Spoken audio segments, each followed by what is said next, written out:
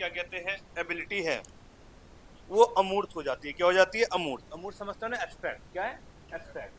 भाई सिंपल सी बात है, जो चीज है नहीं, दिखती नहीं, वो चीज होती है नहीं होती? कह रहा है, मना कर रहा, नहीं होती। होती है भाई। तुम्हें अमेरिका दिखता है या नहीं दिखता? नहीं दिखता, पर है या नहीं है? ठीक है ना? बात समझ आई? है या नहीं है अमेरिका? वैसे ही बेटा आपको वायुमंडल दिखता है, सोलर सिस्टम दिखता है, ठीक है ना, पर उनकी मौजूदगी है या नहीं है? ठीक है ना? आपको हवा दिखती है, पर है या नहीं है? बात समझ आई? तो बच्चे ऐसे कॉन्सेप्ट को पढ़ना कब चालू करता है? जब बच्चा एडोलसेंस में आता है। क्यों? क्योंकि बच्चे के सोचने समझने की क्षमता क्या होती है उस टाइम डेवलप हो जाती है। ठीक है, कोई दिक्कत तो नहीं, कोई डाउट तो नहीं आता? और सोशल डेवलपमेंट में क्या देखने को मिलता है? अरे पढ़ा है नहीं पढ़ा, जो पढ़ाया था भाई। सोशल डेवलपमेंट में क्या देखने को मिलता है? Active member of group. ठीक है ना? एक्टिव मेंबर ऑफ ग्रुप का मतलब क्या होता है बेटा? भाई ने बोला करने का तो करने का। बात समझ आई? कि यहाँ पे बच्चा किसको इग्नोर करता है? अपने पेरेंट्स को इग्नोर करता है, अपने टीचर को इग्नोर करता है। भाई ग्रुप ने प्लान बनाया कि फिल्म देखने चलना है। क्या देखने चलना है? फिल्म देखने चलना है, स्कूल बंक मार के चलना है। एक बच्चा कहता है रामलाल नहीं मानेगा। रामलाल बोले तो उसका पापा, ठीक है ना? तो उसने कहा क्यों टेंशन ले रहा है, हमें ना तेरे पापा। तो बच्चे क्या करते हैं? आराम से पैसे जोड़कर आपस में कॉन्ट्री करके, और जिसका कोई हिसाब नहीं है, लड़की वाला हिसाब नहीं होता कि 10 तू लाएगी 10 तू भी लाएगी, नहीं। जिसके पास जैसी श्रद्धा वो वैसा दे दे, और जिसके पास कुछ नहीं है वो भी। तो क्या करते हैं बच्चे? फिल्म देखने चले जाते हैं। बात समझ आई? तो यहाँ पे क्या है? पेरेंट्स को इग्नोर करा जाता है, टीचर को इग्नोर करा जाता है। पर वही जब एडोलसेंस की एंड में बच्चा आता है 17-18 साल की उम्र में, तो इस बात को बहुत अच्छे समझ लेता है कि मेरा अगर सबसे अच्छा कोई दोस्त है तो वो कौन है? मेरे पिता है, मेरे पापा है। ठीक है ना? इतना कहने के बाद भी, इतना सुनने के बाद भी हर चीज के लिए क्या रहे बेटा? खड़े रहे। तो एडोलसेंस के एंड तक आते आते बच्चा परिवार में क्या करने लग जाता है? सहयोग करने की भावना डेवलप करने लग जाता है, परिवार की हेल्प करने लग जाता है, और अपनी एक भूमिका चाहता है समाज में कि मैं एक भूमिका निभाऊं समाज में। और भूमिका समाज में कैसे निभाएगा? कोई ना कोई रोल अपना कर। ठीक है ना? वो रोल क्या हो सकता है? एक डॉक्टर का हो सकता है, एक इंजीनियर का हो सकता है, एक आर्टिस्ट का हो सकता है, एक अच्छा सोशल वर्कर हो सकता है, एक अच्छा बिजनेसमैन हो सकता है, एक रिस्पॉन्सिबल मैन हो सकता है। समझ आई? तो वो भूमिका कुछ भी हो सकती है। एक महान क्या कहते हैं फिलोसोफर हुए, उनका नाम सुना है आप लोगों ने? अरस्तु का। किसका? अरस्तु कौन है? अरस्तु। अरस्तु का नाम सुना है? एरिस्टोटल। क्या कहते हैं अरस्तु? मनुष्य एक सामाजिक प्राणी है। मनुष्य क्या है बेटा? एक सामाजिक प्राणी है। वो जो कुछ समाज से सीखता है उसे कहाँ लौटाना है?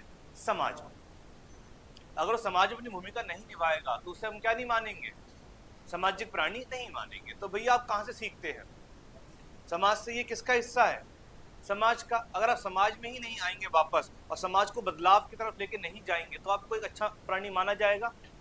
आप में और जानवर में फर्क क्या रह जाएगा? जानवर कहाँ रहता है? जंगल में। आप समाज में रह के भी समाज की भूमिकाओं को नहीं निभा रहे, समाज के प्रगति में, समाज के प्रोग्रेस में अपना योगदान नहीं दे रहे, तो आप क्या कहलाएंगे फिर? जो किसके बीच में रहता है? समाज के बीच में। तो अगर 25-26 साल की उम्र होने के बावजूद भी आप कमा नहीं पा रहे, कुछ कर नहीं पा रहे, ठीक है ना, और मतलब हताश मत हो, जीवन बहुत बड़ा है, कुछ ना कुछ कर लोगे।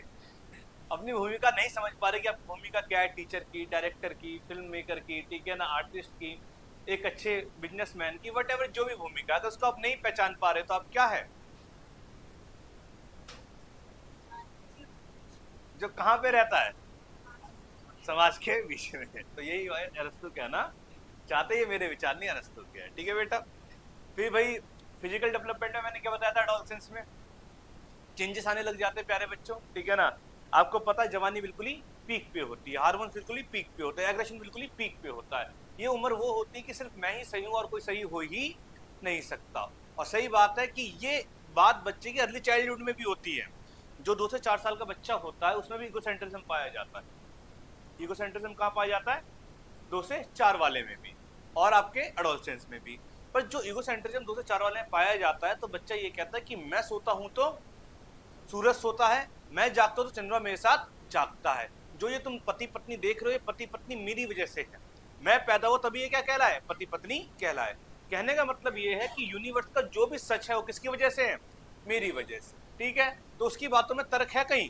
नहीं है, इसको डिफाइन वो नहीं कर सकता। पर एडोलसेंस में बच्चा अपने आप को इगोसेंट्रिक मानता है, और जो जो बच्चा बात कहता है उसके पीछे लॉजिक भी देता है। क्या देता है?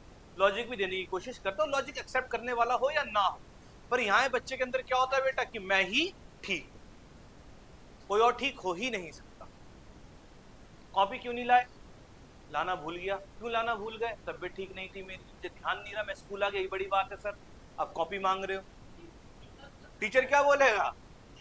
एहसान कर रहा है, आके कर ही रहा हो एहसान। 2,500 फीस है महीने की, मुझे थोड़ी जा रही है, मेरी सैलरी से थोड़ी आ रहा है कुछ। सर हम पैसे देते तभी तो आपकी सैलरी आती है। टीचर भी क्या बोलेगा? जा यार छोड़। बात समझ आई? तो यहाँ पे क्या है बच्चों, आर्गुमेंट्स करके देखिए बच्चों के साथ। अगर आप इतने विवेकशील है कि उसकी बातों का जवाब दे सके तो ही आर्गुमेंट्स करना, क्योंकि बच्चे का तर्क क्या है यहाँ पर? नया नया। जो नया नया नाचना सीखता है ना, वो हर शादी में नाचता है, और जिसका नाच पुराना होता है वो लिमिटेड जगह ही नाचता है। इस बात को ध्यान रखिएगा। तो उसका बोलना क्या है? नया नया। बात समझ आई? कोई दिक्कत तो नहीं, कोई डाउट तो नहीं? इमोशनल डेवलपमेंट में क्या देखने को मिलेगा आपको? देखो 12 से 15 बच्चा अपने इमोशंस को कंट्रोल करता है बहुत ज्यादा। रोना नहीं है, रोना नहीं यार, कोई बात नहीं, कोई बात नहीं, ठीक है ना, होता है होता है होता है। मतलब कभी कभार आप जीवन में देखिएगा ना, तो लड़के, अगर कोई 4 लड़के हैं, ठीक है ना, एक लड़का रो रहा है, 3 लड़कों का रोल पता है वहां पे क्या है? सुना। और जब कोई लड़की रोती है, 3 लड़कियों से क्या करती है? चुप कराती है, ठीक है ना। कभी भी जीवन में चीज को महसूस करके देखिएगा, ठीक है ना, मुंह पे नहीं हंसेंगे, पर लग रहा है कि वो हंस रहे हैं, ठीक है ना। अरे और एक ही बात को 4 अरे होता रहता है, होता रहता है, अरे हो गया चल कोई बात नहीं। तो 12 से 15 बच्चे अपने इमोशंस को कंट्रोल करते हैं। बस 16 से 18 में आते आते बच्चों के इमोशंस क्या आने लगते हैं? बाहर आने लगते हैं। क्यों? क्योंकि समाज उन्हें क्या करने लगता है? एक्सेप्ट करने नहीं लगता। क्योंकि आपके जो विचार हैं वो किसके खिलाफ होते हैं उस टाइम? समाज के। अब बोलोगे समाज के खिलाफ जाना चाहिए नहीं जाना चाहिए? भाई समाज के नियम भी तो बदले जाएंगे भाई। कौन बदलेगा समाज के नियम? आप ही बदलोगे। एक टाइम पे सती प्रथा थी बेटा, उस टाइम क्या था? सब कुछ सही कह रहे थे। राजा राम मोहन राय आए, ठीक है ना, उन्होंने क्या कहा? सती प्रथा का विरोध करा। जिन्होंने सती प्रथा का विरोध करा, सबसे पहले दुश्मन कौन बने? समाज के दुश्मन वही बने। एक व्यक्ति थे, मतलब भाई समाज में अगर आप कोई कार्य करना चाहते हैं, तो जब राजा राम मोहन राय का नाम सुन रखा है आप लोगों ने? उनकी एक छोटी सी कहानी सुनाऊं आप लोगों को, बड़ी अच्छी कहानी है। मतलब हमेशा ध्यान रखिए, मैं मतलब कोई बायस नहीं, पर जो बंगाली लोग होते हैं ना, उनके अंदर बुद्धि थोड़ी ज्यादा होती है। और उसके बाद पहले के टाइम नहीं, आज के टाइम पे भी उसका रीजन ये नहीं कि जेनेटिक है, उसका रीजन है इन्वायरमेंट। उसका रीजन क्या है बेटा? इन्वायरमेंट। आप कभी भी देखिएगा ना, उत्तर प्रदेश की साइड लोग आपको आईएएस मिलेंगे, और आईएएस बनना थोड़ा आसान है, क्योंकि आपको पता है क्या क्या आना है। पर एक फिलोसोफर बनना, एक बेटा इंजीनियर बनना, वो थोड़ा डिफिकल्ट होता है। उसके लिए साउथ इंडिया चाहिए। साउथ इंडिया में आपको ग्रुप डी के फॉर्म कोई नहीं भरता रेलवे के, और पूरा उत्तर प्रदेश क्या है? Group D. ग्रुप डी क्या करनी है? जीके पढ़नी है। भारत का पहला राष्ट्रपति, भारत की प्रथम महिला राष्ट्रपति, यही याद करना, कंठस्थ होता है। और कंठस्थ ज्ञान कभी भी क्या होता है बेटा? कामयाब नहीं होता, क्योंकि रट्टा मारा जाता है कंठस्थ, ठीक है। तो राजा राम मोहन राय की बड़ी छोटी सी कहानी है। आपको पता है भाई पहला शासक कौन आया था जिसने रूल करा था? मुस्लिम शासक इंडिया पे। और कहां पर? बाबर। बाबर से पहले भी भैया बस देखो, ये ज्ञान सबसे पहले गुलाम वंश था, ठीक है ना। कौन था? गुलाम वंश, ठीक है ना। मोहम्मद बिन कासिम क्या था बेटा? पहला आक्रमणकारी था जो आया था, ठीक है ना। और कुतुबुद्दीन ऐबक, बहुत, ये बाबर से 400 साल पहले की बात बता रहा हूँ। पहले से अब तराई के युद्ध में मत जाओ, ठीक है ना। तो पहला गुलाम वंश था जिसने क्या करी? दिल्ली सल्तनत की शुरुआत करी। अगर आप लोगों ने पढ़ रखा होगा तो 1100 के आसपास दिल्ली सल्तनत की शुरुआत हो गई, और 1857 तक मुगल काल एंड तक रहा, ठीक है ना। और 1757 तक, प्लासी के युद्ध तक, मतलब मुस्लिम आक्रमणकारी क्या थे बेटा? पीक पे थे, पावर पे थे, ठीक है ना। परंतु अगर आप देखेंगे 700 साल की हुकूमत होने के बावजूद भी जो कन्वर्जन रेट है, मतलब कन्वर्ट करा गया हिंदुस्तानियों को, वो इतना नहीं था। वरना अगर 200 साल 300 साल अगर कोई देश किसी देश पे हुकूमत करे, उस देश का रिलीजन, उस देश का कल्चर, उस देश की भाषा क्या हो जाती है, चेंज हो जाती है। मुझे इसका एग्जाम्पल है पुर्तगाली। क्या है बेटा, पुर्तगाल। पुर्तगाल है का नाम सुना, सॉरी ब्राजील, ब्राजील का नाम सुना आप लोगों ने। ब्राजील पे किसने हुकूमत करी, पुर्तगीज ने करी। ब्राजील ब्राजील की जो ऑफिशियल लैंग्वेज आज के टाइम पे पता है क्या है, पुर्तगीज। अब ब्राजील अपने आप में 20 करोड़ वाली आबादी वाला देश है, और जब ने पुर्तगीज ने उस पर हमला करा था, उस पर आक्रमण करा था, मात्र पुर्तगीज की आबादी, पुर्तगाल की आबादी मात्र कितनी थी बेटा, 50 लाख। सोचिए, ठीक है। तो इसी में ही इतना ये कामयाब नहीं हो पाए मुस्लिम आक्रमणकारी, पर पुर्तगाली हो, फ्रांस हो, ब्रिटेन हो, स्वीडन हो, ये देश कौन थे सारे, रशियन। वाह, क्रिश्चियन, बिल्कुल क्रिश्चियन नहीं, यूरोपियन कहिए। क्या कहिए, तो क्रिश्चियन आपको हर जगह मिल जाएंगे, पर जो इंसान की पहचान होती है किससे होती है बेटा, ज्योग्राफी कंडीशन से। सारे क्या थे ये, यूरोपियन, ठीक है ना। इन्होंने क्या करा, पूरे देश पे कंट्रोल करना चाहा, ठीक है, पूरी दुनिया पे, सॉरी। तो जब ब्रिटिश यहाँ पर आए, ऑफिशियल अगर ब्रिटिश आप देखेंगे, प्लासी के युद्ध के बाद आपने पढ़ रखा होगा प्लासी का युद्ध, उसके बाद क्या है, ब्रिटिश पावर में आ गए, 1857 के बाद क्या हुआ कि वो कंप्लीट क्राउन के अंडर में हम आ गए थे। तो उस टाइम है ना ईसाई मशीनरी, समझते हो ईसाई मशीनरी क्या होता है, ठीक है। कन्वर्जन करना किस पे करना, किसके बिहाफ पे, कन्वर्जन किसके बिहाफ पे करते थे वो, पता है कैसे करते थे कन्वर्जन, गांव गांव जाते थे। कहाँ जाते थे, गांव गांव। एक जीसस की मूर्ति लाते थे, और एक राम की मूर्ति लाते थे, और एक बाल्टी मंगवाते थे पानी भरने में, ठीक है ना। तो क्या करते थे, राम की मूर्ति को किस में डालते थे, पानी में डालते थे, बाल्टी जो भरी हुई थी। राम की मूर्ति क्या हो जाती थी, डूब जाती थी। और फिर किसकी डालते थे, ईसा मसीह की डालते थे, ईसा मसीह की मूर्ति तैरती थी। और ईसाई ईसाई मशीनरी क्या कहती थी, देखो जिनके नाम का पत्थर तैरता है वो खुद डूब गए, और तुम इसे पूज रहे हो जो खुद नहीं तैरना जानता। किसको पूजो, ईसाई को पूजो। ऐसे यही थॉट लेके गांव गांव जाते थे भाई, आदिवासी लोगों के बीच में जाते थे, 80 लोगों के बीच में जाते थे। पहले से समाज से क्या थे, हिंदुओं से कटे हुए थे, और ऐसे तर्क दिया जाता तो फिर क्या होता था, उस चीज को एक्सेप्ट कर लेते थे। गलती से वो पहुंच गए राजा राम मोहन राय के गांव, ठीक है ना। राजा राम मोहन राय बंगाल में आराम से कलकत्ता के पास जमींदार परिवार से वो भी देखने पहुंच गए। मतलब ये लोग शुरू से ही अमीर का और ज्ञान का बड़ा अच्छा संबंध है, इस बात को ध्यान रखिएगा। गरीब को जितना संघर्ष करना पड़ता है, अमीर को उतना संघर्ष नहीं करना पड़ता, ये फैक्ट है बेटा। अब राजा राम मोहन राय के गांव पहुंच गए, ठीक है ना। बाल्टी लाई गई पानी से भरी हुई, किसकी मूर्ति डाली गई, राम की। राम डूब गए दोबारा, और तैर कौन रहे थे, ईसा मसीह। तो राजा राम मोहन राय ने कहा, देखो हमारे भगवान इतने हल्के नहीं है। वो अग्नि परीक्षा लेते हैं, क्या लेते हैं, अग्नि परीक्षा। उन्होंने दोनों मिट्टी का तेल लिया, और दोनों को गीला उससे कर दिया, और आग लगा दी। राम जले नहीं, ईसा मसीह जल गए। क्यों, क्योंकि जो राम की मूर्ति थी वो पत्थर की थी, और ईसा मसीह की लकड़ी की थी। तो ये राजा राम मोहन राय की जीवनी में जब ये कथन पड़ा था, उस टाइम पता चला कितने वो क्या थे बेटा, तर्कपूर्ण आदमी थे। जब उनसे कहा गया कि सती प्रथा का तुम विरोध क्यों कर रहे हो, उन्होंने कारण दिया कि नहीं, विधवाओं का भी जीवन होता है। 70 साल का आदमी मर गया तो 25 साल की आदमी औरत कर लेट के मर जाएगी, तो उसका जीवन क्या ही बचा। बात समझ आई। तो उन्होंने एक व्यक्ति ने कहा, अगर तुम सती प्रथा का विरोध कर रहे हो तो शुरुआत कहाँ से करो, अपने घर से करो। अपनी घर में जो तुम्हारी विधवाएं उनकी शादी करवाओ, करवानी पड़ी। अगर समाज में परिवर्तन लाना है तो शुरुआत कहाँ से करनी पड़ेगी, अपने परिवार से, अपने घर से। ठीक है बच्चों, चलिए हमारा टॉपिक नहीं है, हमारा टॉपिक क्या है, टीचिंग स्टाइल। क्या है बेटा, teaching style, teaching style and methods, ठीक है। चलिए राजा राम मोहन राय पढ़िएगा, बहुत अच्छा व्यक्ति है, बहुत अच्छी जीवनी है उनकी। 3 आपको स्टाइल दिख रहे हैं, मेजर टीचिंग स्टाइल, ठीक है ना, जो क्लासरूम में आपके प्रचलित होते हैं, ठीक है। पहला क्या है आपका, परमिसिव। दूसरा क्या है बेटा, अथॉरिटेरियन। और तीसरा क्या है आपका, डेमोक्रेटिक। डेमोक्रेटिक का अथॉरिटेटिव भी कहा जाता है, क्या कहा जाता है, अथॉरिटेटिव भी कहा जाता है। परमिसिव क्या होता है, कोई बताएगा, परमिसिव क्या होता है,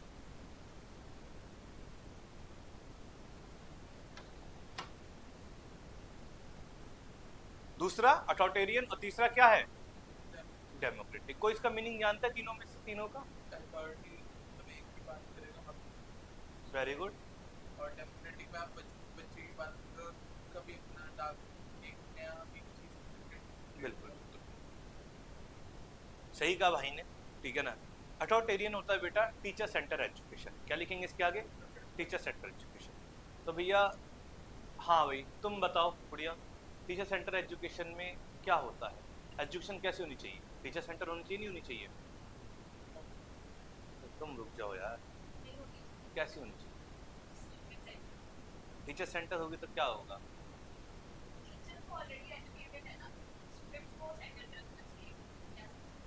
वेरी गुड। हाँ भैया क्या नाम है तुम्हारा, अंश, कैसी होनी चाहिए, टीचर सेंटर या चाइल्ड सेंटर, चाइल्ड सेंटर होके क्या होगा,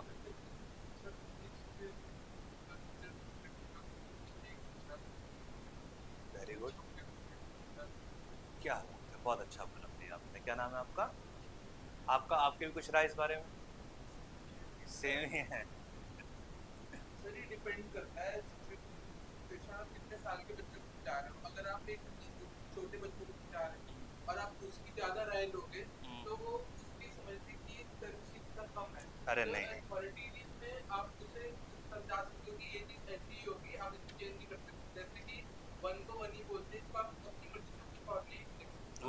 वो एक बोलना चाहे तो, सूरज जो है, अर्थ जो है गोल ही है, टाइम नहीं है।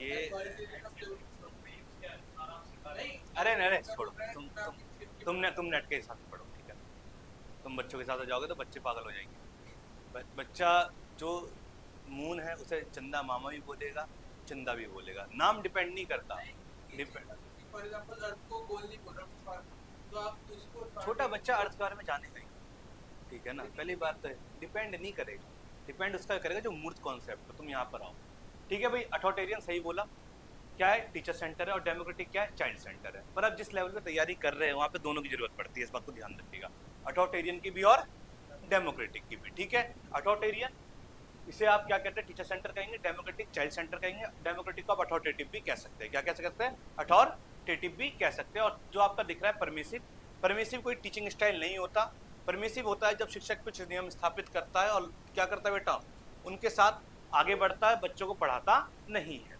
ये सरकारी स्कूल में आपको देखने को बहुत ज्यादा मिलेगा, टीचर आ जाएगा, चार वर्ड क्या लगेगा बोर्ड पे लिख देगा और बच्चों से क्या कहेगा, शांत बैठे रहो और शोर मत करना, बस आराम से टीचर क्या रहेगा अपने काम में लग जाएगा, व्हाट्सएप चलाएगा, वटेवर जो भी चलाना चाहता है, तो परमिसिव एक टीचिंग स्टाइल नहीं होता, बेसिकली ये एक तरीके का मैनिपुलेशन होता है बच्चों के साथ, जो बच्चे के व्यवहार में क्या करता है, कुछ भी इंपैक्ट नहीं डालता। अब अथॉरिटेरियन है, अथॉरिटेरियन में टीचर सेंटर अप्रोच, पर टीचर पढ़ा रहा है या नहीं पढ़ा रहा, पढ़ा रहा है या नहीं पढ़ा रहा, पढ़ा रहा है, बात समझ आई, अपने अकॉर्डिंग पढ़ा रहा है बट पढ़ा रहा है। डेमोक्रेटिक में क्या है, टीचर पढ़ा रहा है किसके अकॉर्डिंग, बच्चों के अकॉर्डिंग, तो कहीं ना कहीं दोनों में टीचिंग तो हो रही है बट यहाँ पे टीचिंग नहीं होगी, तो अगर आपसे पूछा जाए किस टीचिंग स्टाइल में टीचिंग नहीं होती तो आप किसमें बोलेंगे, परमिसिव में टीचिंग नहीं, कुछ शब्द लिख दिए जाएंगे और टीचर क्या करेगा, कुर्सी पे बैठ जाएगा और बच्चों से क्या कहेगा, नोट कर लो, बात करनी है तो धीरे धीरे करना, ठीक है ना, आवाज बाहर ना जाए, अगर कोई सरकारी स्कूल से पढ़ा होगा दिल्ली के उस बात को महसूस कर सकता है, ठीक है, स्कूल गया है वो, ऐसी बात नहीं है। तुम्हारा स्कूल कौन सा,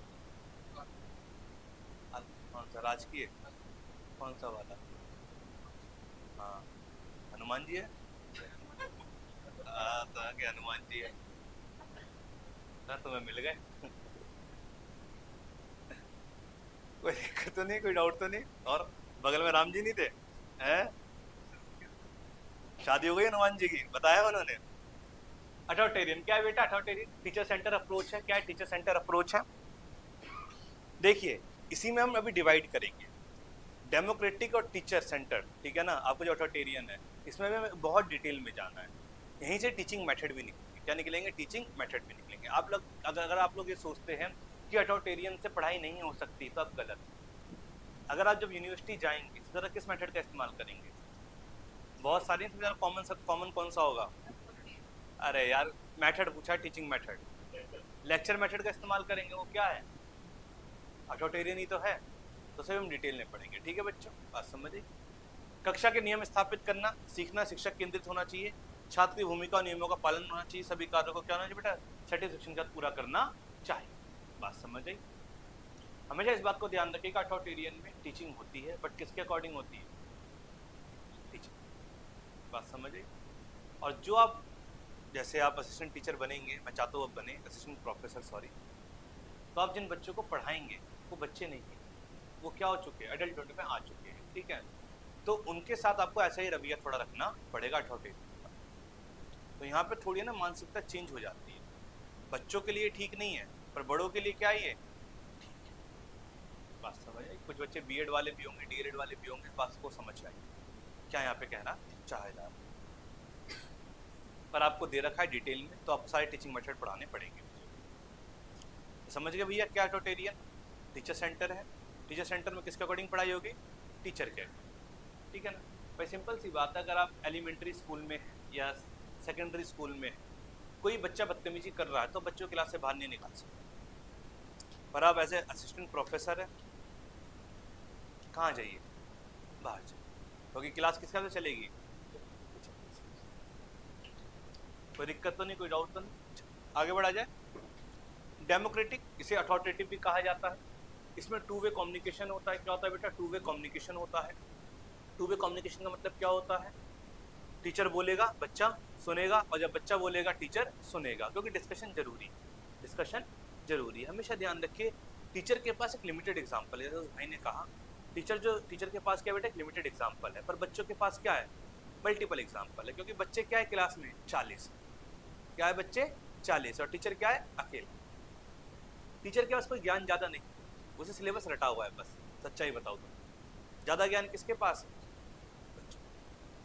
और जो नया दिमाग होता है ना, वो दिमाग ज़्यादा अच्छा होता है। जो पुराना दिमाग होता है अनुभव के साथ क्या होता है? वो एक कंडीशनिंग में बंध जाता है। कहते हैं ना, नए नए चावल जो होते ज़्यादा उछलते हैं, और पुराने चावल क्या होते हैं? बस वही वाली बात। तो टीचर क्या हो जाता है कि उम्र के बाद बेटा? मेंटल एबिलिटी उम्र के साथ साथ हमेशा इस बात को ध्यान रखिएगा, डिक्रीज। जो एनर्जी आपकी 24-25 साल की उम्र में है, 22-23 साल की उम्र में है, वो आपकी 40 साल की उम्र में एनर्जी नहीं होगी। आप जल्दी थक जाएंगे मेंटली, स्ट्रेस होगा आपके पास, एंजाइटी होगी, डिप्रेशन होगा, परिवार की रिस्पॉन्सिबिलिटी होगी। कभी भी देखिए, जब आप 19, 20, 21 साल के होंगे तो आप ये सोचते होंगे मैं ये भी कर लूँगा, मैं वो भी कर लूँगा, मैं ये भी कर लूँगा, मैं वो भी कर लूँगा। जब 28, 29 साल के हो जाते तो मैं कुछ नहीं कर पाऊँगा, आराम से बैठ रहूँगी, मैं थक गया। हमेशा ध्यान रखिए, जो भी आपकी एज है, अगर आप 30 पार कर चुके हैं तो आपको बहुत मेहनत करने की ज़रूरत है। मुझे आपकी एज में कोई इंटरेस्ट नहीं है, पर अगर आप 21, 22, 23 साल के हैं तो आपके पास क्या है? अभी सही एनर्जी है, सही दिशा में लगे। इधर उधर की बातों में मत लगाइए, कुछ नहीं रखा इधर उधर की बातों में, सिर्फ किधर की बातों में रखा है? आपकी सक्सेस, ठीक है ना? और कन्फ्यूजन पैदा मत करना कि ये करूँ या वो करूँ। जो अच्छा लगे वो करना, जिसमें दिल लगे, ठीक है ना? कोई दिक्कत नहीं। डेमोक्रेटिक समझ गए प्यारे बच्चों क्या है? इसमें दिल लगता है, कह रहा है अंजलि में लगता है। ध्यान रखना, देव की कभी अंजलि हो नहीं पाई थी, अंजलि किसकी हुई थी? राम की। धड़कन फिल्म भी देखी। आगे बढ़ा जाए, थोड़ा सिनेमा भी देखा करो।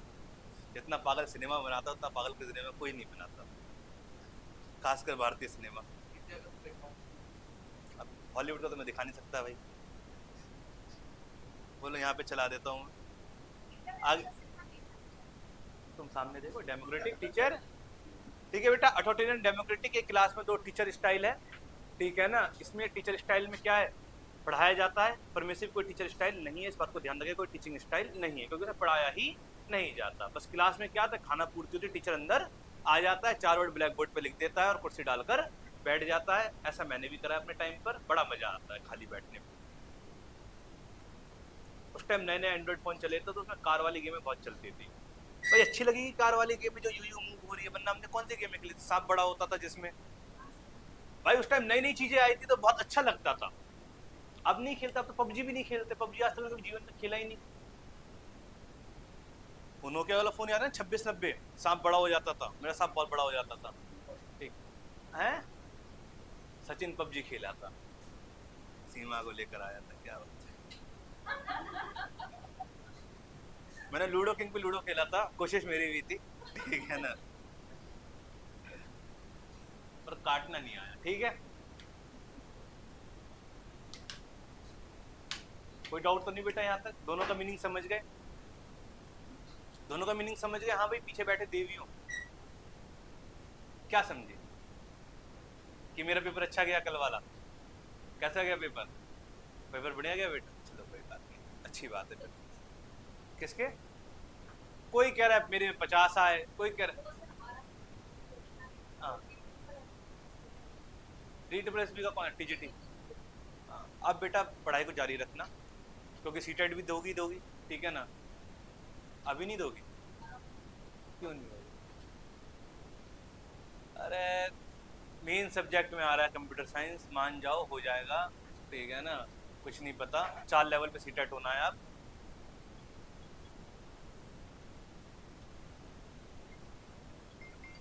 हाँ शेख, हेलो। हाँ शेख, अरे मैं किसी को परेशान नहीं कर रहा, मैं अभी क्लास में हूँ, मैं आज काम करवाता हूँ कभी, ठीक है? अब मैं क्लास में, दिन में क्लास में हूँ। मैं कॉल पक्का करूँगा शाम को, अभी तो मैं क्लास में।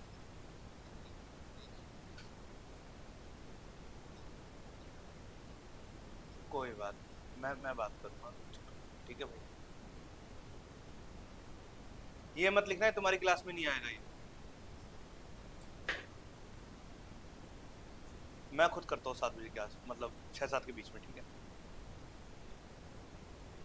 टीचिंग स्ट्रेटेजी क्या है बेटा? टीचिंग स्ट्रेटेजी हमेशा ध्यान रखिए, टीचिंग स्ट्रेटेजी आप बनाते हैं तो हमेशा टीचिंग क्या होती है इस बात को ध्यान रखिएगा। प्री प्लान क्या होती है?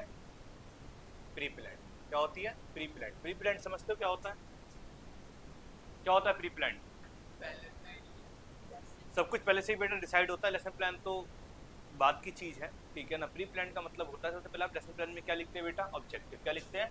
ऑब्जेक्टिव। ऑब्जेक्टिव समझते हो क्या होते हैं? ऑब्जेक्टिव समझते हो?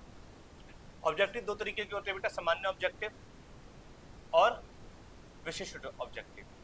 सामान्य बोले तो बच्चों जनरल, ठीक है ना? और विशिष्ट बोले तो स्पेसिफिक, ठीक है ना?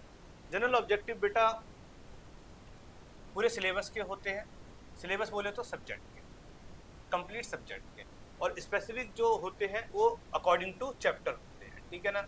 अगर मैं ज्योग्राफी की बात करूं, ज्योग्राफी का एक चैप्टर है वाटर साइकिल, एक चैप्टर है आपका बेटा रिसोर्सेस, तीसरा चैप्टर है आपका बेटा मिनरल्स, ठीक है ना? चौथा चैप्टर आपका हो जाएगा बेटा रिसोर्सेस ऑफ ट्रेवलिंग, ठीक है ना? और आपका पांचवा क्या कहते हैं, आपका इन्वायरमेंट हो जाएगा आसपास का। तो ये क्या है? 5 क्या है? चैप्टर है। तो इनके क्या बनेंगे? स्पेसिफिक ऑब्जेक्टिव अलग अलग बनेंगे। क्या बनेंगे? स्पेसिफिक ऑब्जेक्टिव अलग अलग बनेंगे कि आप बच्चे को क्या सिखाना चाहते हैं। तो इसी को हम क्या कहते हैं? सब कुछ प्री प्लान्ड होता है। और general objective complete syllabus subject के होते हैं। ज्योग्राफी का कंप्लीट जनरल ऑब्जेक्टिव क्या होगा? बच्चे क्या कर पाएंगे? अपने वातावरण को समझ पाएंगे। भाई ज्योग्राफी आपको क्यों पढ़ाई जाती है? अपने इन्वायरमेंट को समझने के लिए, अपने क्षेत्रीय ज्योग्राफिकल कंडीशन को समझने के लिए। जैसे मैंने ज्योग्राफी पढ़ी है तो दिल्ली में के बारे में क्या कह सकता हूँ? दिल्ली में कभी बाढ़ नहीं आ सकती, दिल्ली में कभी बाढ़ नहीं आ सकती। देखिए बाढ़ दो तरीके से आती है। जो नदी की बाढ़ होती है वो बाढ़ जैसे केदारनाथ में आती है, आपकी क्या कहते हैं आपके बिहार में आती है, ठीक है ना? वो बाढ़ कभी दिल्ली में आ ही नहीं सकती, क्योंकि यमुना का इतना उफान कभी हो ही नहीं सकता। बात समझ आ रही है? बारिश की जो बाढ़ आती है सिर्फ अगल बगल के पानी में क्या होता है? गांव में पानी घुस जाता है और कुछ नहीं होता। तो ये क्या है? ज्योग्राफी कंडीशन है, ठीक है ना? भारत दिल्ली में कभी भी 50 डिग्री से ऊपर टेम्परेचर नहीं जाएगा। ये मैं ऐसा कब कह सकता हूँ? जब मैंने जनरल ऑब्जेक्टिव पढ़ रखे हैं। वैसे तो 40 से ऊपर भी नहीं जाना चाहिए, पर आपको पता है ग्लोबल वार्मिंग क्या है? पीक पर, तो उसका इम्पैक्ट पड़ेगा नहीं पड़ेगा? तो सब कुछ क्या होता है? टीचिंग स्ट्रेटेजी में प्री प्लान्ड होता है। जब आप बच्चों को ये सब चीज़ें सिखाएंगे तो यहाँ पे आप एक चीज़ ऐड करते हैं कि मैं किस टीचिंग मेथड का इस्तेमाल करूँगा। किसका इस्तेमाल करूँगा? किस टीचिंग मेथड का इस्तेमाल करूँगा। इसमें आप ICT भी ऐड कर सकते हैं, ठीक है ना? ICT समझते हो? ICT information communication technology. इसका मतलब क्या होता है कि किस तरीके से आप अपनी टीचिंग को क्या बनाएंगे? क्या बनाएंगे? प्रैक्टिकल बनाएंगे, प्रभावशाली बनाएंगे। जब आप ICT का इस्तेमाल करते हो तो टीचिंग क्या होती है? प्रभावशाली होती नहीं होती? भाई आप सिंपल सी बात है, अगर जैसे मैंने एक हॉलीवुड की फिल्म में देखा था, ठीक है ना, और अपनी भारतीय मैडम को भी देखा था कि एक कॉन्सेप्ट सिखाया जाता है कि सूर्य ग्रहण और चंद्र ग्रहण, ठीक है ना? भाई सूर्य ग्रहण कब होता है? सूर्य ग्रहण कब होता है? जैसे बच्चों को रटवाया जाता है कि सूर्य ग्रहण कब होगा? जब चंद्रमा और सूर्य के बीच में क्या आ जाएगी? पृथ्वी आ जाएगी, वो क्या है? सूर्य ग्रहण है। और चंद्र ग्रहण कब होगा? जब सूर्य या पृथ्वी या चंद्रमा? चंद्रमा किसके बीच में आ जाएगा? पृथ्वी और सूर्य के बीच में आ जाएगा तो क्या हो जाएगा? चंद्र ग्रहण हो जाएगा। तो यहाँ पे क्या कॉन्सेप्ट हमें सीखने को मिला? कुछ भी नहीं सीखने को मिला। इसके लिए क्या बनाइए? आईसीटी बनाइए, एक फिल्म बनाइए, एक प्रोजेक्ट बनाइए जिसमें क्या दिखाया जाएगा कि सन क्या है बेटा, एक जगह पे ही खड़ा है। मून किसके चक्कर लगा रहा है? सन के चक्कर लगा रहा है। और सॉरी, अर्थ के चक्कर लगा रहा है। सॉरी, सन एक जगह खड़ा है, ठीक है ना। अर्थ किसके चक्कर लगा रहा है? सन के। और मून किसके चक्कर लगा रहा है? अर्थ के। और ये घूमते घूमते तीनों क्या हो जाते हैं बेटा? एक ही डायरेक्शन में आ जाते हैं। जब तीनों एक ही डायरेक्शन में आते तभी ग्रहण लगता। तो ज्यादा प्रैक्टिकल रहेगा या और भी समझाना प्रैक्टिकल रहेगा?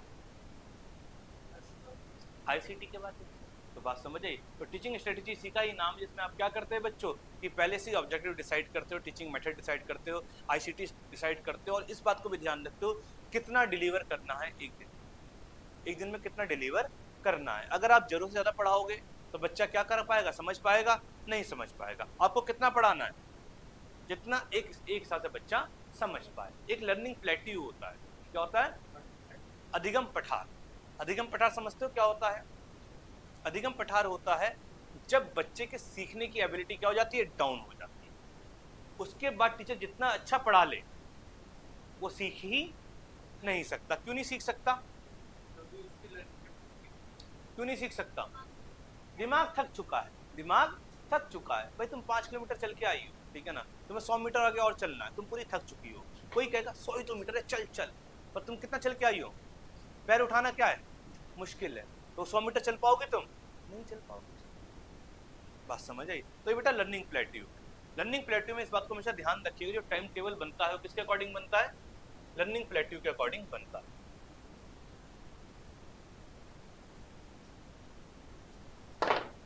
कैसे? टाइम टेबल स्कूल का याद है? पहला पीरियड हमेशा अगर अच्छे स्कूल में पढ़े हो तो मैथ या साइंस का ही होगा। क्या होगा?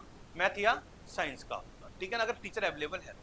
क्योंकि बच्चा सुबह सुबह उठा है, एनर्जी क्या है? बिल्कुल ही पीक पर है, ठीक है ना। दूसरा पीरियड किसका होगा? मैथ या साइंस में से किसी एक का होगा। आप कहोगे क्या बात हो गई, दोनों में से एक का ही तो पीरियड चलेगा ना। अगर यहाँ मैथ का होगा तो यहाँ पे किसका होगा? साइंस का। यहाँ पे साइंस का होगा तो यहाँ पे मैथ का। फिर यहाँ पे आपको इंग्लिश इंट्रोड्यूस कर दी जाएगी। क्या इंट्रोड्यूस कर दी जाएगी बेटा? इंग्लिश, जो सेकंड लैंग्वेज होगी, ठीक है। चौथा पीरियड किसका होगा? चौथे में रिसर्च करवा रहा है, ठीक है। चौथा पीरियड तुम्हारा महंगा स्कूल होगा फिर ज्यादा भाई। हमारे में 8 होते थे, ठीक है। हैं? कुछ ऐसे सब्जेक्ट का होगा जो सब्जेक्ट क्या हो? इजी, ठीक है ना। आप बच्चों को स्पोर्ट्स के लिए ले जा सकते हो, ठीक है ना। या फिर कुछ ऐसा पीरियड जिसमें ड्राइंग, पेंटिंग या फिर आर्ट एंड क्राफ्ट, ऐसा जो क्या हो जिसमें मेंटल स्ट्रेस इतना ना पड़े, क्योंकि बच्चा यहाँ पे क्या हो चुका है? थक चुका है, ठीक है ना। तो यहाँ पे क्या होगा बेटा? कोई इजी पीरियड होगा जिसमें दिमाग कम लगे, क्या लगे? बॉडी ज्यादा लगे, ठीक है ना। हमेशा ध्यान रखिए, इंसान को ब्रेन से इम्पैक्ट पड़ता, कोई बॉडी से इम्पैक्ट नहीं पड़ता, ठीक है ना। अब यहाँ पे क्या होगी? लंच टाइम हो। जब लंच टाइम होगा 20 मिनट का, तो बच्चा क्या हो जाएगा? बिल्कुल ही फ्रेश हो जाएगा, क्योंकि बच्चा लंच खाना कहाँ पे चालू कर देता है? चौथे पीरियड में।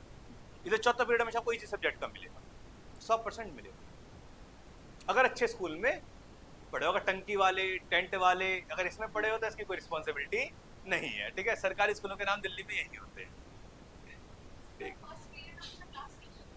क्या? वो फर्स्ट टीचर तुम्हारा क्लास टीचर का होगा, मैं समझ गया तुम कौन से स्कूल से पढ़ी हो। वरना अकॉर्डिंग टू टाइम टेबल बेटा फर्स्ट टीचर हमेशा प्रैक्टिकल सब्जेक्ट और डिफिकल्ट सब्जेक्ट का ही, क्योंकि बच्चों की एनर्जी क्या बिल्कुल ही पीक पे है। क्योंकि चौथे पीरियड तक आते आते बच्चे का क्या आ चुका है? लर्निंग प्लेट्यू आ चुका है, बच्चा थक चुका है मेंटली तौर पर। तो यहाँ पे बच्चे को क्या चाहिए? आराम चाहिए। तो चौथे पीरियड में फ्रेश होगा, खाना खाएगा, 5वें पीरियड और रिसेस में क्या करेगा? आराम से घूमेगा, बातें मारेगा। 5वें में क्या आ जाएगी बेटा? एनर्जी वापस आ जाएगी। तो यहाँ पे आपको क्या करना है बच्चों? यहाँ पे आप एसएसटी को इंट्रोड्यूस कर सकते हैं, या फिर कोई ऐसा सब्जेक्ट जो डिफिकल्ट, ठीक है। रिपीटेशन होगा, रिपीटेशन भी कर सकते हो, ठीक है ना, एसएसटी का, ठीक है ना। या फिर क्या कहते हो आप, यहाँ पे एक पीरियड रिपीट होगा मैथ या साइंस का, 7वां पीरियड आप हिंदी का रख दो, कोई दिक्कत वाली बात नहीं है। और 8वें पीरियड किसका रख दो बेटा? ड्राइंग, पेंटिंग या फिर स्पोर्ट्स, या फिर भाग ले जाओ। या टीटी का मास्टर आपको पता है कहाँ पे आ जाता है? क्लास में आ जाता है, जो करना है कर लो, 12 बार जानी नहीं चाहिए। दिल्ली एक ऐसा प्रदेश होगा पूरे भारत में जहाँ टीटी का पीरियड कहाँ लगता है? क्लास में। बात समझ आई? यूपी में भी ऐसा ही है, ठीक है ना। तो ऐसे हमारा टाइम टेबल होता है। और फिर इन बच्चों से उम्मीद करी जाती है कि बच्चे क्या लेके आएंगे, ओलंपिक में गोल्ड लेके आएंगे, मेडल लेके आएंगे। कैसे लेकर आएंगे? बात समझे? जब क्लास में आप एक्टिविटी करवा रहे हो, ठीक है ना, और कौन सी एक्टिविटी क्लास होती है मुझे तो पता नहीं, ठीक है ना, अगर बच्चा वार्म अप भी करेगा तो बेंच ही उठ जाएगा, जहां तक मुझे लग रहा है। कि हाँ भाई करो ऐसे, ठीक है ना, ऐसे करेगा, लो जी पीछे की लात लगेगी, लगेगी नहीं लगेगी? और यूं करो तो बस बेंच ही ऊपर उठ जाना है, ठीक है। तो ये बेटा हमारा टाइम टेबल होता है, यहाँ पे लर्निंग प्लेट्यू का ध्यान रखा जाता है कि चौथे पीरियड में बच्चे को लर्निंग प्लेट्यू आएगा ही आएगा, तो इसी सब्जेक्ट रखिए। और 7वें और 8वें में क्या होगा बेटा, लर्निंग प्लेट्यू पीक पे होगा। तो इस सब का ध्यान कहाँ रखा जाएगा, टीचिंग स्ट्रेटेजी में रखा जाएगा। कैसे आपको प्लान करना, बच्चों को समय समय पर आपको ब्रेक देना, क्योंकि बच्चा 6 घंटे कहाँ रहेगा, स्कूल में रहेगा। 6 घंटे कहाँ रहेगा, स्कूल में रहेगा। अब यहाँ पे देख लीजिए, बच्चों की 4 घंटे 6 घंटे की क्लास होती है। एनडी क्लास मुझे क्यों मिलती है? क्योंकि बच्चे को मैं इतना पढ़ाता नहीं हूँ, मतलब जितना मैं जानता हूँ कि इतना थका हुआ बच्चा है, इतना ज्यादा नहीं कराना। बजे सुबह मेरा लेक्चर होता है 8 बजे, आज तो नहीं था, कल मैंने 2 घंटे कंटिन्यूसली पढ़ाया, बच्चे थक गए बिल्कुल ही, क्योंकि मुझे तो थकाना ही था। क्यों? क्योंकि उनकी एनर्जी क्या थी, बिल्कुल ही पीक पे थी। कोई दिक्कत तो नहीं, कोई डाउट तो नहीं? चलिए, अथॉरिटेटिव, इसमें जो स्ट्रेटेजी बनेगी 2 तरीके की बनेगी। पहली क्या है बेटा, अथॉरिटेटिव, और दूसरी क्या होगी, डेमोक्रेटिक। अथॉरिटेटिव जो स्ट्रेटेजी बनेगी टीचिंग की, वो किसके सेंटर बनेगी, टीचर सेंटर। किसके सेंटर बनेगी, टीचर सेंटर बनेगी, ठीक है, बात समझ आई। इसमें एक व्यक्ति का दृष्टिकोण चलेगा, उससे हम क्या कहेंगे बेटा, कन्वर्जेंट दृष्टिकोण। क्या होता है, कन्वर्जेंट। कन्वर्जेंट समझते हो, कन्वर्जेंट और डाइवर्जेंट? हाँ भाई, कन्वर्जेंट और डाइवर्जेंट समझते हो, पीछे बैठे हो जो? कन्वर्जेंट का मतलब समझते हो क्या होता है, क्या? अपोजिट, डाइवर्जेंट अब ऐसे हो गया और कन्वर्जेंट ऐसे हो गया। क्या बात, तुम्हारा तुम्हारा कन्वर्जेंट ऐसा हो गया और डाइवर्जेंट हो गया। कन्वर्जेंट का मतलब होता है बेटा, जब आप एक ही मार्ग पे चलते हो, क्या चलते हो, एक ही मार्ग पे चलते हो, एक ही पॉइंट ऑफ व्यू को फॉलो करते हो, ठीक है ना। तो जब टीचर सेंटर अप्रोच होगी, तो बोल कौन रहा है, टीचर बोल रहा है, और टीचर अकेला है। अप्रोच किसके अकॉर्डिंग है, टीचर के अकॉर्डिंग है। विचार किसके हैं, टीचर के हैं। तो यहाँ विचार कैसे होंगे, वन होंगे या नहीं होंगे। पर यहीं पे अगर आप क्या हो जाएगा, डेमोक्रेटिक स्ट्रेटेजी अपनाई जाएगी, अथॉरिटेटिव स्ट्रेटेजी अपनाई जाएगी। बच्चे कितने हैं, 40 हैं, उनके विचार क्या है, अलग अलग है। 2 वे कम्युनिकेशन है, पर टीचर अपनी भी राय रख सकता है, तो वहां पे क्या हो जाएगा, डाइवर्जेंट हो पाएगा नहीं हो पाएगा, हो पाएगा। तो यहाँ पे कन्वर्जेंट होता है, वहां पे डाइवर्जेंट होता है, ठीक है। तो इस बात का ध्यान रखिए, कन्वर्जेंट और डाइवर्जेंट से आपसे क्वेश्चन पूछ ले जाता है। अगर बच्चों को आपको क्रिएटिव बनाना है, तो बच्चे के अंदर कौन सी थिंकिंग डेवलप करिएगा आप, डाइवर्जेंट। कौन सी, डाइवर्जेंट, ठीक है ना। वन प्रॉब्लम मैनी सोल्यूशन, इस बात को ध्यान रखिए, ठीक है ना। वन प्रॉब्लम मैनी सोल्यूशन, और मैनी प्रॉब्लम उसे हम क्या कहेंगे, डाइवर्जेंट कहेंगे, कन्वर्जेंट कहेंगे। मैनी प्रॉब्लम वन सोल्यूशन को क्या कहोगे, क्या कहोगी, अरे क्या कहोगी, बोलोगी, डबल बैटरी, क्या कहोगी, कन्वर्जेंट कहोगी। आगे वाली सिंगल बैटरी क्या कहोगी, हाँ भाई अंश भाई क्या कहोगे, कन्वर्जेंट कहोगे कि बहुत सारी प्रॉब्लम और एक ही समाधान दे रहा है, तो कन्वर्जेंट होगा वो, या डाइवर्जेंट होगा, कन्वर्जेंट होगा, बिल्कुल होगा बेटा, ध्यान रखो। वो धुर आदमी है, क्या है वो, धुर है वो, माफिया है वो, जो कहे सब समस्या का एक समाधान, रूठे को बनाना, ठीक है ना, तलाक कराना, ठीक है ना, प्रॉपर्टी पे कब्जा ले वापस। तो ये सब क्या बेटा, धुर आदमी है। हमेशा ध्यान रखिए, जितनी भी समस्याएं होगी उनका समाधान क्या होगा, हमेशा अलग अलग होगा। अच्छा डॉक्टर वो नहीं जो सबको एक जैसी दवा दे, अच्छा डॉक्टर वो है जो टेस्ट करवाने को कहे। और तुम्हें डॉक्टर बुरा लगता है, जो बुखार है ना, वो एक बीमारी का प्रतीक नहीं होता, उससे डेंगू में भी बुखार है, मलेरिया में भी बुखार है, और मजे की बात यह HIV में भी क्या है, बुखार है। बात समझ आई? तो करवा लेना टेस्ट, वक्त रहते, ठीक है ना, सब में बुखार है। कोविड में भी क्या है, बुखार है, ठीक है ना। अब भैया कोविड जिनको बुखार हुआ, सोचा ठीक हो जाएगा, 2 दिन में ठीक नहीं हुआ, 3 दिन में ठीक नहीं हुआ, 4 दिन में ठीक नहीं हुआ, क्या कर रहे थे, दवाइयाँ खा रहे थे। अब भाई एंटीबायोटिक खाओगे तो बुखार उतर ही जाएगा कुछ टाइम के लिए। 4 दिन में ठीक नहीं हुआ, 5 दिन में ठीक नहीं हुआ, छठा दिन आया, वो बंदा ही नहीं दिखा, बंदा तो वहीं लेटा हुआ था, आदमी कहाँ था, तो क्या था। आप मत देखिए, आप देखेंगे तो वो थिंकिंग है, कन्वर्जेंट थिंकिंग है।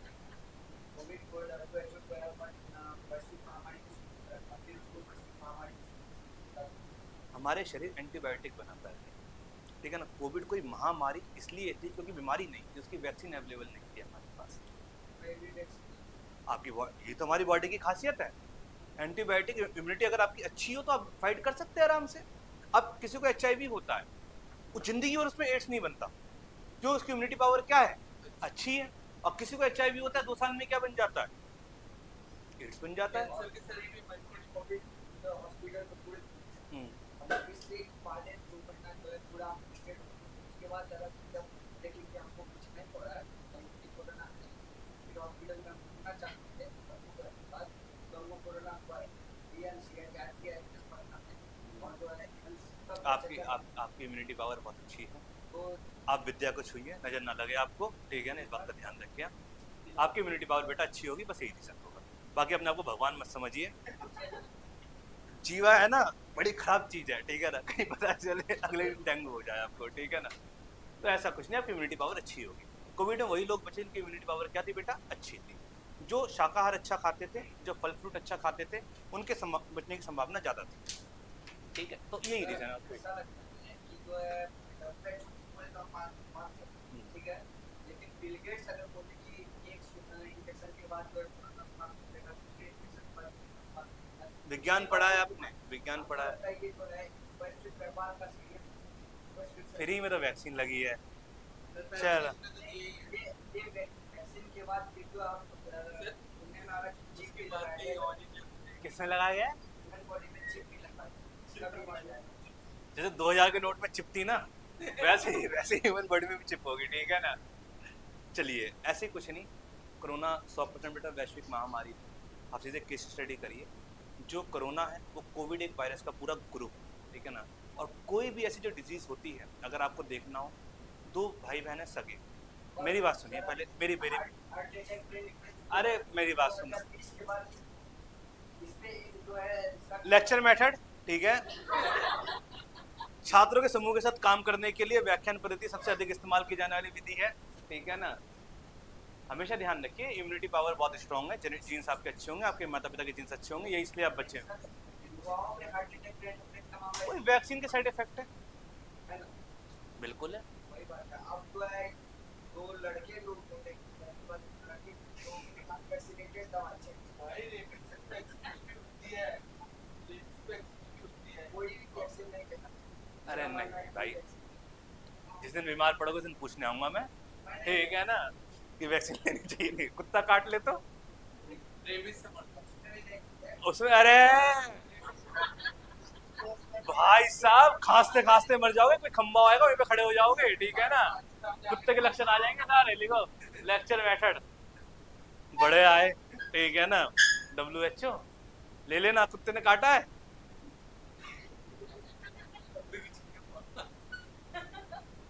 कुत्ते को वैक्सीन लेनी पड़ जाए। सामने देख के दुख लगा, उसने कुछ बोल दिया ना बन जाएगा तुम्हारा, ठीक है ना। मैं हूँ क्लास।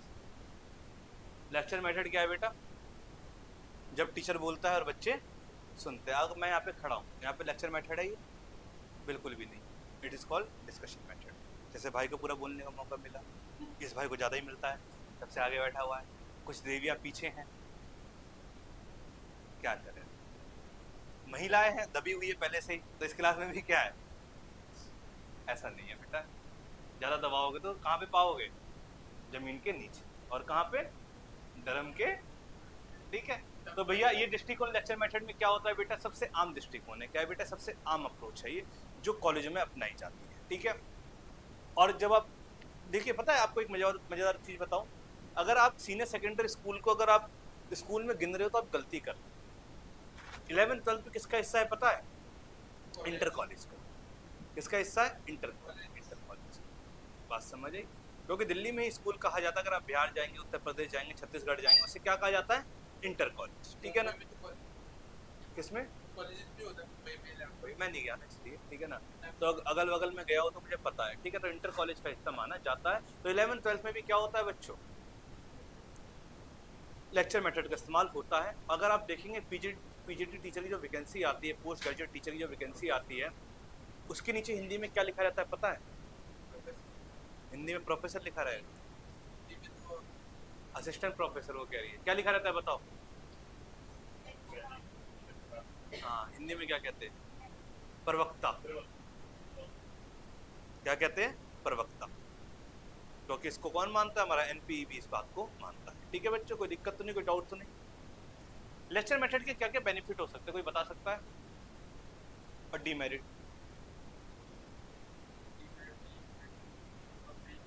बिल्कुल वन वे कम्युनिकेशन है। मेरिट?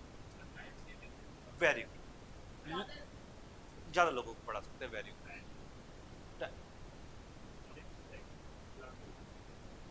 क्लास में अनुशासन तो रहने की संभावना कम है लेक्चर मेथड से।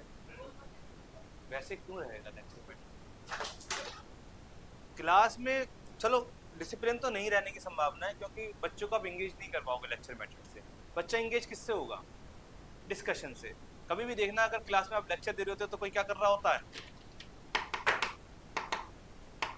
कोई पैर घिस रहा होगा, होता है नहीं होता? क्योंकि बच्चा बोर हो रहा है, टॉपिक ज्यादा कवर हो। लेक्चर मेथड का मेरिट क्या क्या होगा? सिलेबस टाइम पे कंप्लीट हो जाएगा, सिलेबस ज्यादा कंप्लीट हो जाएगा, ठीक है ना। सिलेबस को हम क्या कर सकते हैं, फास्ट करवा सकते हैं। टीचर क्या कर सकता है, टीचर कम टाइम में तो सिलेबस ज्यादा कवर हो सकता है, तो इसका ज्यादा बेनिफिट किसको मिलता है? टीचर को ज्यादा मिलता है। ठीक है, ठीक है। अपने आप पढ़ने की आदत तो लेक्चर मेथड से कभी नहीं पड़ेगी। सेल्फ स्टडी की आदत बेटा हमेशा आप खुद में अपने आप में डेवलप करते हैं। उसके लिए जेडपीडी का कॉन्सेप्ट है, वाइगोस्की का, वो पढ़ना पड़ेगा तुम्हें। अगर बच्चे में आपको सेल्फ लर्निंग की आदत अगर विकसित करनी है तो बच्चे को आपको इनडायरेक्टली क्लू देने पड़ते हैं, इनडायरेक्टली बच्चों को मोटिवेट करना पड़ता है। ठीक है, कैसे हम लेक्चर मेथड को अच्छा बना सकते हैं, देखिए। B organise. बी ऑर्गेनाइज का मतलब क्या है बेटा? आपको ऑर्गेनाइज करना पड़ेगा। क्या करना पड़ेगा? ऑर्गेनाइज करना पड़ेगा। हमेशा ध्यान रखिए, लेक्चर मेथड तब अच्छा होगा जब आपके पास एक स्क्रिप्ट हो। ठीक है ना। अब बोलोगे स्क्रिप्ट क्या होता है सर? कि कहाँ पे कौन सी पंचलाइन मारनी, कहाँ पे क्या बोलना, कहाँ पे थोड़ा बच्चे को ब्रेक देखना है। ठीक है ना। शुरुआत से लेके एंड तक अगर ज्ञान की बात करोगे तो बच्चा क्या हो जाएगा? अज्ञानी हो जाएगा। बात समझ आई? टॉपिक से हटके भी कुछ बातें होती हैं। ठीक है, हमेशा ध्यान रखिए, अगर 1 घंटे की क्लास में बच्चे 3-4 बार अगर खुल के नहीं हंस पा रहे तो इसका मतलब समझ लीजिए आप एक अच्छे लेक्चरार नहीं, क्योंकि बच्चे के अंदर भी वो एबिलिटी नहीं है कि संयम से उस बात को वो सुन सके। दूसरा, समय समय पर ब्रेक देना। तो जब आप टॉपिक पढ़ा रहे हैं, थोड़ा नीचे कर लो, जब समय समय पर आप पढ़ा रहे हैं तो थोड़ा बीच में क्या दीजिए, ब्रेक दीजिए। टॉपिक से हट के बात कर सकते हैं, बच्चे से आम राय से बात कर सकते हैं, बच्चे के बैकग्राउंड के बारे में कुछ पूछ सकते हैं, जिससे क्या हो सके, बच्चे इन्वॉल्व हो सके। थर्ड चीज बेटा, अगर आप किसका इस्तेमाल कर रहे हो, स्मार्ट बोर्ड है, आप डायग्राम का इस्तेमाल कर रहे हो, आप चित्रों का इस्तेमाल कर रहे हो, आप विजुअल का इस्तेमाल कर रहे हो, तो वहाँ पे क्या होगा, वहाँ पे चीज़ ज़्यादा इफेक्टिव हो जाएगी। आप सिंपल सी बात है, अगर हिस्ट्री पढ़ा रहे, क्या पढ़ा रहे, हिस्ट्री पढ़ा रहे, हिस्ट्री की शुरुआत किससे होती है बेटा? एनिसेंट हिस्ट्री से होती है। उससे पहले भी होती है, इतना ज़्यादा ज्ञान मत मुझे देना कि नहीं सर वहाँ से नहीं होती। एनिसेंट हिस्ट्री में आप क्या पढ़ाओगे? 16 जनपद पढ़ाओगे। क्या पढ़ाओगे? 16 जनपद। 16 जनपद में सबसे ज़्यादा मजबूत जनपद कौन सा था? मगध था। तो आप उस टाइम का अगर चित्र दिखाओगे तो बच्चा क्या होगा, यार कब की बात कर रहे हैं सर। अगर सिंधु घाटी सभ्यता पढ़ा रहे, ठीक है ना भाई, सिंधु घाटी सभ्यता की सबसे बड़ी खासियत क्या थी बेटा? रिवर्स ड्रेनेज सिस्टम था उनका, जल निकासी। ठीक है ना। तो उसके अगर डायग्राम दिखाओगे बच्चा क्या करेगा, क्या उस टाइम की बात चल रही है। मतलब आप ये सोचिए कि सिंधु घाटी सभ्यता पहले आई या फिर कौन सी सभ्यता थी वो? नहीं, इंडिया में ही, इंडिया में ही वैदिक सभ्यता। तुम अगर ये बोलते हो सिंधु ही थी, तुम बच्चों के अंदर ये विचार डाल रही है, कौन से? ठीक है ना, बात समझ आई?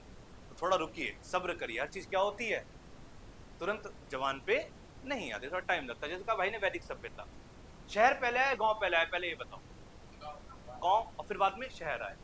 पर सिंधु घाटी सभ्यता को शहरी सभ्यता कहा जाता है या फिर ग्रामीण सभ्यता कहा जाता है? शहरी सभ्यता। और वैदिक सभ्यता को क्या कहा जाता है?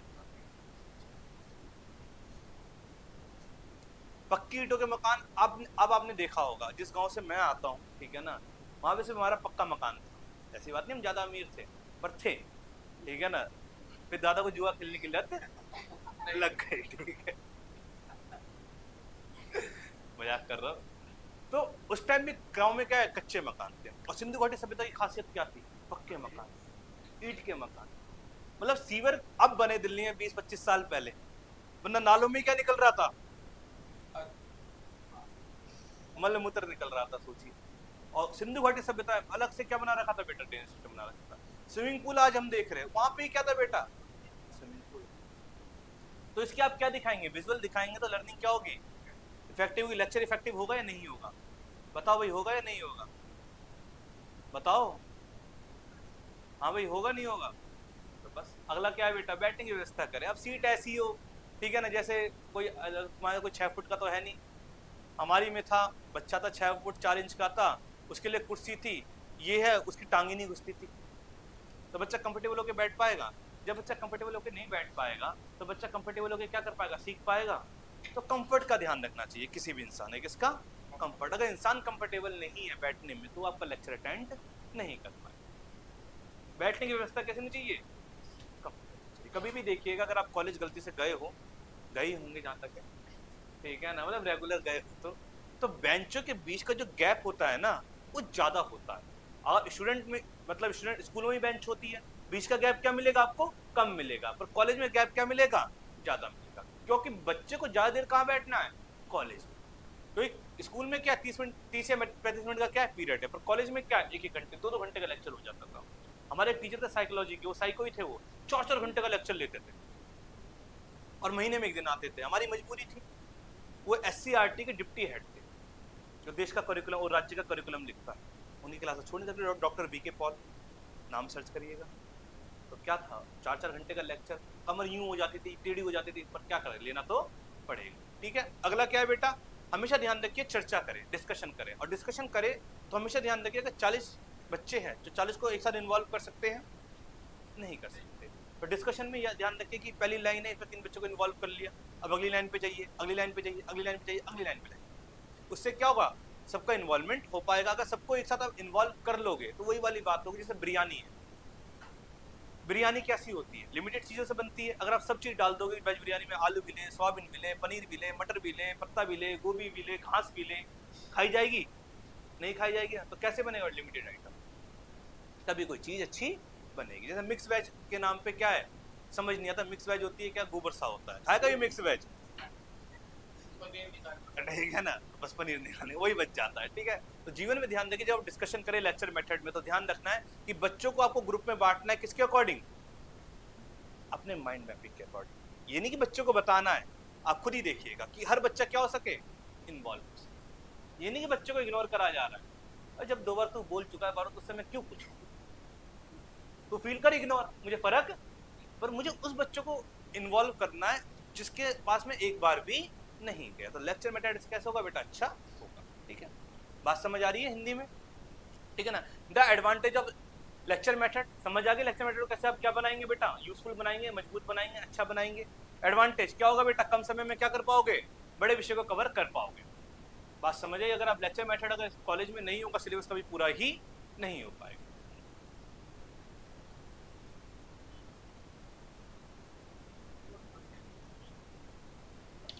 अथॉरिटेरियन में क्वेश्चन पूछ सकता है, पूछवा सकता है, डाउट पूछ सकते हैं अगर टीचर मौका देगा तो। अब लेक्चर मेथड को आप कैसे अच्छा कर सकते हैं, वो सब उसमें था। ठीक है ना। जब आप डिस्कशन का मौका दे रहे हैं बच्चे को, तो क्वेश्चन आएंगे या नहीं आएंगे? आएंगे या नहीं आएंगे? बस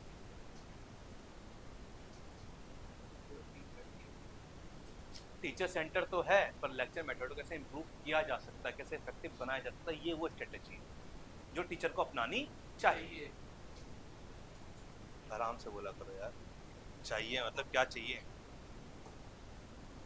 थोड़ा बीबी के लिए बचा लो एग्रेशन, उस पर गुस्सा कर लेना इतना। चलिए भैया, the advantage of lecture method are, क्या क्या होगा बेटा? कम विषय कम समय में क्या कर पाओगे? विषय को कवर कर पाओगे। क्यों? वही BCA वाले कर पाओगे, नहीं कर पाओगे? कैसे बताओ BCA कौन है, सब जानना है इसे। ठीक है ना। बैचलर कंप्यूटर ऑफ एप्लीकेशन, वो B.Ed वाले भी है। हो गई B.Ed? कोई दिक्कत तो नहीं, कोई डाउट तो नहीं आता बच्चों?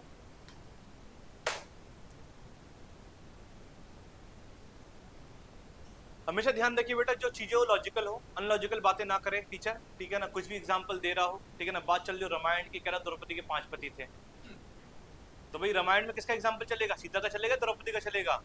सीता। बात समझ आई? या फिर ऐसा पढ़ा रहा हो कि पूरा रामायण खत्म कर दिया और बच्चे पूछ रहे सर जी राम कौन थे, तो मतलब टीचर ने क्या कहा बेटा? लॉजिकल नहीं पढ़ाया, तथ्यों को पेश नहीं करा। तो जब लेक्चर मेथड का इस्तेमाल करें तो लॉजिकल बातें होनी चाहिए, और क्या होना चाहिए बेटा? तार्किक ढंग से, लॉजिकल प्रेजेंट से। आपको लॉजिकल चीजों को क्या करना है? प्रेजेंट करना है। कि एंड में जब रामायण खत्म हो तो बच्चे क्या बोले, जय श्री राम।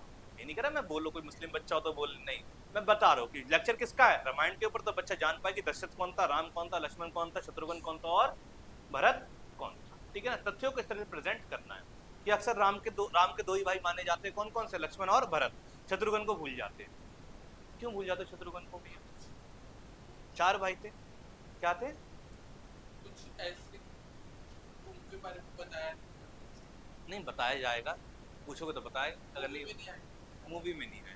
ठीक है ना, बात समझ। अब क्या था, शत्रुघ्न आराम से बैठा हुआ था, एक भाई जंगल में, दूसरा भाई विलास में जी रहा है, तीसरा भाई उसके साथ गया है, आराम से मस्त पड़ा हुआ था पत्नी के साथ वो। ठीक है ना, बेचारी उर्मिला ने किसका इंतजार करा था, लक्ष्मण का। ठीक है ना, वो सोई रही, शादी सबकी हो जाती है, ये तो खासियत है भारतीय समाज की। तुम्हें लगता है इसकी नहीं होगी, सबसे पहले उसी की होती है। ठीक है ना, ठीक है। और ध्यान रखिए जो एग्जाम्पल आप दे वो रियल लाइफ से जुड़े हुए होने चाहिए। ठीक है ना, हमेशा ध्यान रखिए बेटा, अगर आपको कुत्तों के बारे में पढ़ाना है तो शुरुआत गली के कुत्ते से करिए। किससे करिए, गली के कुत्ते से। ठीक है ना भाई, सिंपल सी बात है। जैसे रैबिज है, रैबिज के ऊपर बात चल रही थी, हमेशा ध्यान रखिए रैबिज भी एक बीमारी है कुत्तों में, इस बात को ध्यान रखिएगा। हर कुत्ते को रैबिज नहीं होता, जो बीमार कुत्ता होता है उसे क्या होता है, रैबिज। और मजे की बात बताओ तो जैसे पहले कुत्ते काटते थे 10-12 साल पहले, तो कितने इंजेक्शन लगते थे, 12 है? तुम्हें भयानक कुत्ते ने काटा है फिर लग रहा है, कुत्ता कुत्ते दोनों ने मिलकर काटा है क्या है? देखिए मैं आपको बताता हूँ, मुझे तो याद नहीं 14 या 12 लगते थे, मुझे 8 इंजेक्शन का पता है। और 8 इंजेक्शन तब लगते थे जब कुत्ता मर गया, और कुत्ता जिंदा है तो 4 इंजेक्शन लगेंगे। मैं मतलब बात को ऐसे नहीं करे, तथ्य वाली बात बता रहा हूँ मैं। तो ऐसे कुत्ते ने काटा था मुझे, ठीक है ना, मैं बहुत छोटा था। डॉक्टर ने मुझसे ये कहा था कि जा जहाँ पे कटा था तो घूम करा, क्यों जिंदा है या, मैंने कहा मेरे अंदर इतना जहर नहीं है सर। तो उसने कहा नहीं भाई बात ये नहीं है, आगे के इंजेक्शन लेना सेहत के लिए ठीक नहीं होता। ठीक है ना, तो इसलिए पर आप लग जाते हैं साथ के साथ, पहले ये भी चेक करा जाता था, पूछना किसी विद्वान हो वो हाँ कर रहा हो, उन्होंने लगवाए नहीं इंजेक्शन। वैसे खंबे वंबे होते तो रुक जाते, नहीं रुक जाते कहीं, तो उसके लक्षण है वो। ठीक है, रैबिज सबसे ज्यादा खराब बीमारी, इस बात को ध्यान रखना। कभी किसी आदमी को रैबिज से मरते हुए देख लोगे ना, अगर किसी को हाई देनी तो ये कहना से रैबिज हो जाए बस, और कुछ मत कहना। ठीक है, मजाक नहीं करते बेटा कभी भी। ठीक है, आवश्यक अवधारणाओं, सिद्धांतों और परिणामों को लेकर कवर करने के लिए अधिक उपयोगी है बेटा। भैया अवधारणाएं समझते हो क्या होते हैं, कॉन्सेप्ट समझते हो क्या होता है? कॉन्सेप्ट का मतलब होता है किसी भी चीज की मेरिट और डिमेरिट को जानना। भाई एसी है, एसी आपको क्या देता है बेटा, नीचे ही बैठे हो तुम, क्या नाम है तुम्हारा गुड़िया? मानवी। मानवी एसी क्या देता है, कैसे देता है कूलिंग है? कूलेंट होता है। अच्छा कैसे, मतलब कूलिंग देता है कूलेंट से? बस अगर आपको स्पेसिफिक पता होगा तो आपको उस चीज की अवधारणा पता है। अवधारणा का मतलब यही होता है किसी भी चीज के कॉन्सेप्ट के बारे में जानना। भाई जो एसी है, एयर कंडीशनर है, ठीक है ना, ये क्या करता है बेटा, हवा को अपने अंदर सोखता है, H2O। भाई क्या है, H2O है, ठीक है ना, हाइड्रोजन और ऑक्सीजन। उसमें क्या करेगा बेटा, उससे पानी बनाएगा और पानी को बाहर फेंकेगा और कूलिंग क्या लाएगा, आपके पास लेकर आएगा। किसी चीज की अवधारणा जानना यही होता है कि किसी चीज के कॉन्सेप्ट के बारे में आप जानना कैसे फंक्शन करता है। अब बॉडी सिस्टम है हमारा, हमारी बॉडी सिस्टम कैसे करती है, हमारी बॉडी काम किससे करती है, किससे करती है? ब्रेन से करती है। ब्रेन के 2 पार्ट होते हैं, सेंट्रल नर्वस सिस्टम और पेरिफेरल नर्वस सिस्टम, ठीक है ना। और फिर तीसरा पार्ट होता है स्पाइनल कोड, जो उसको जोड़कर रखता है। अगर आप ये चीज जानते हो तो आप कुछ चीज की अवधारणा को जानते हो। तो अवधारणा का मतलब यही होता है किसी भी चीज के बारे में डिटेल में जानना, उसका सकारात्मक, उसका नकारात्मक, उसका वर्किंग प्रोसेस। बात समझे? तो लेक्चर मेथड के माध्यम से आप इस चीज को क्या करवा सकते हो, जल्दी कवर करवा सकते हो, उस चीज के प्रिंसिपल को क्या कर सकते हो, प्रेजेंट कर सकते हैं। बात समझ आ रही है? कोई दिक्कत तो नहीं, कोई डाउट तो नहीं आता बच्चों?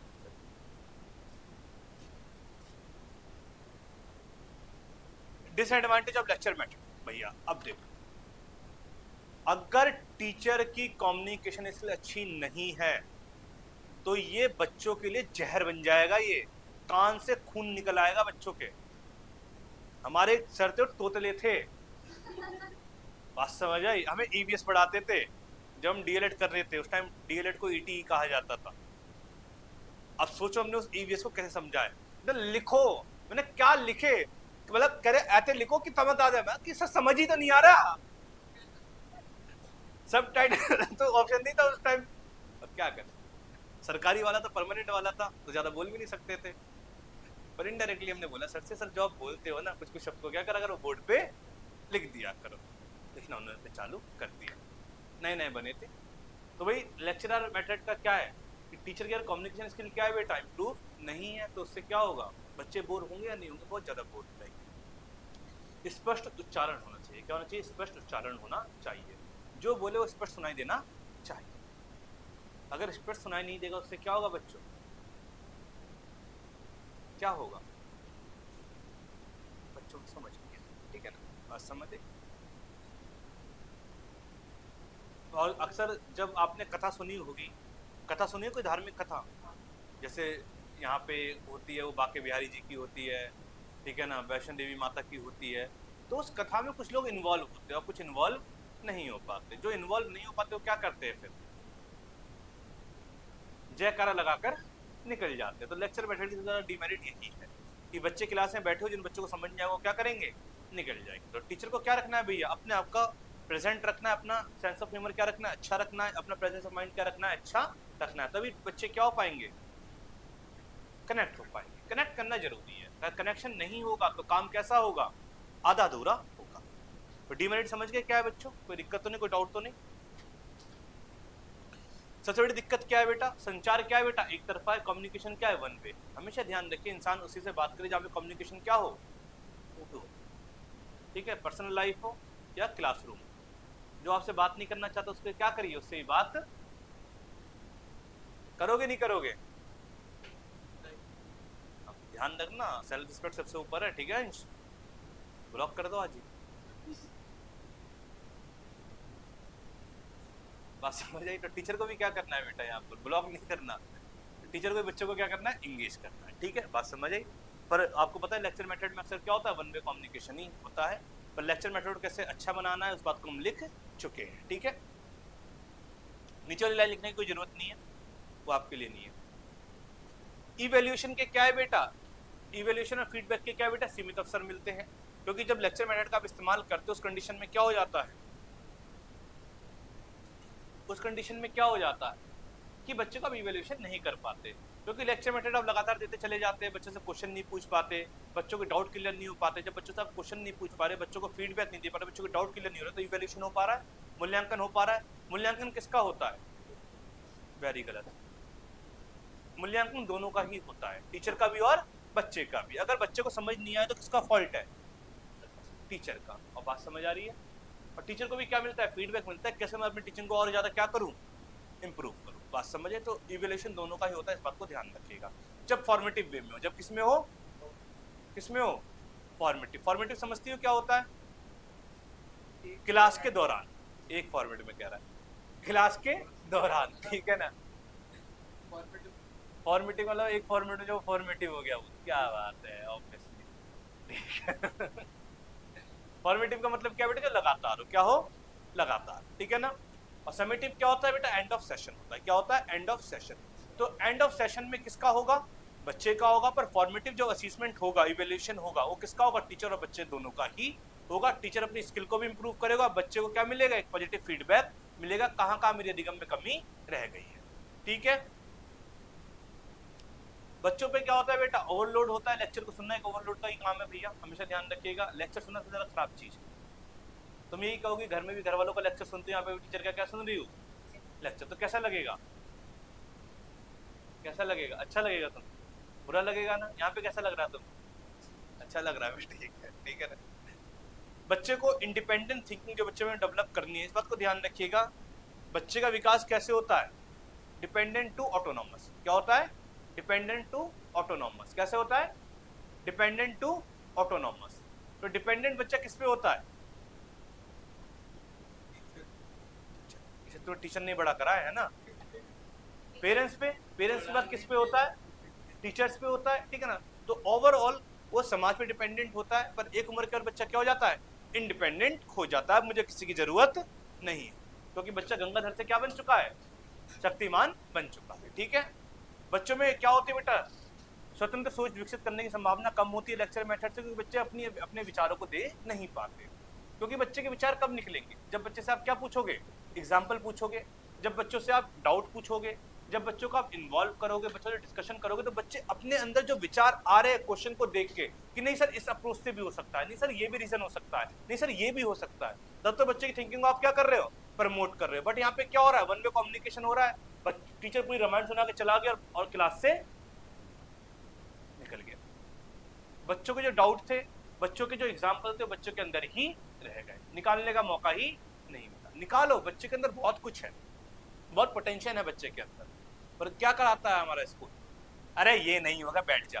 मतलब टीचर जिस अप्रोच से क्वेश्चन सॉल्व करवा रहा है उसी ही अप्रोच से होगा, जैसे वही महेश है, वही विष्णु है, वही क्या है बेटा, सब है।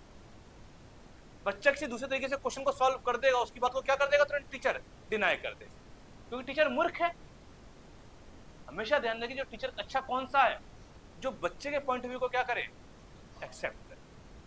कभी भी देखिए हमारे समाज में ये तो दिक्कत है, जो उनकी सैलरी कम रहती है प्राइवेट स्कूलों में, तुम्हें क्या लग रहा है टीचर कामयाब क्यों नहीं हो पाता, यही तो कारण है, ऐसी अप्रोच होती है उनकी नेगेटिव। खासकर मैथ्स और साइंस की टीचर की ज्यादा रहती है, अपने आप को तो भगवान ही समझते हैं। और इंग्लिश वाली मैडम अच्छी तो उनके बारे में गलत नहीं बस, ठीक है ना। कभी कभी छात्रों में क्या होती है बेटा, बोरियत बढ़ जाती है, पूरी पूरी बोरियत बढ़ जाती है। अभी इस लेक्चर को मैं 3 घंटे का कर दूं, देखो तुम्हारी बोरियत कैसे बढ़ जाएगी, कौन निकल जाएंगे, कुछ बच्चों के निकल चुके हैं, नहीं आएगी काम, पहले बता रहा हूँ, कुछ फायदा नहीं है,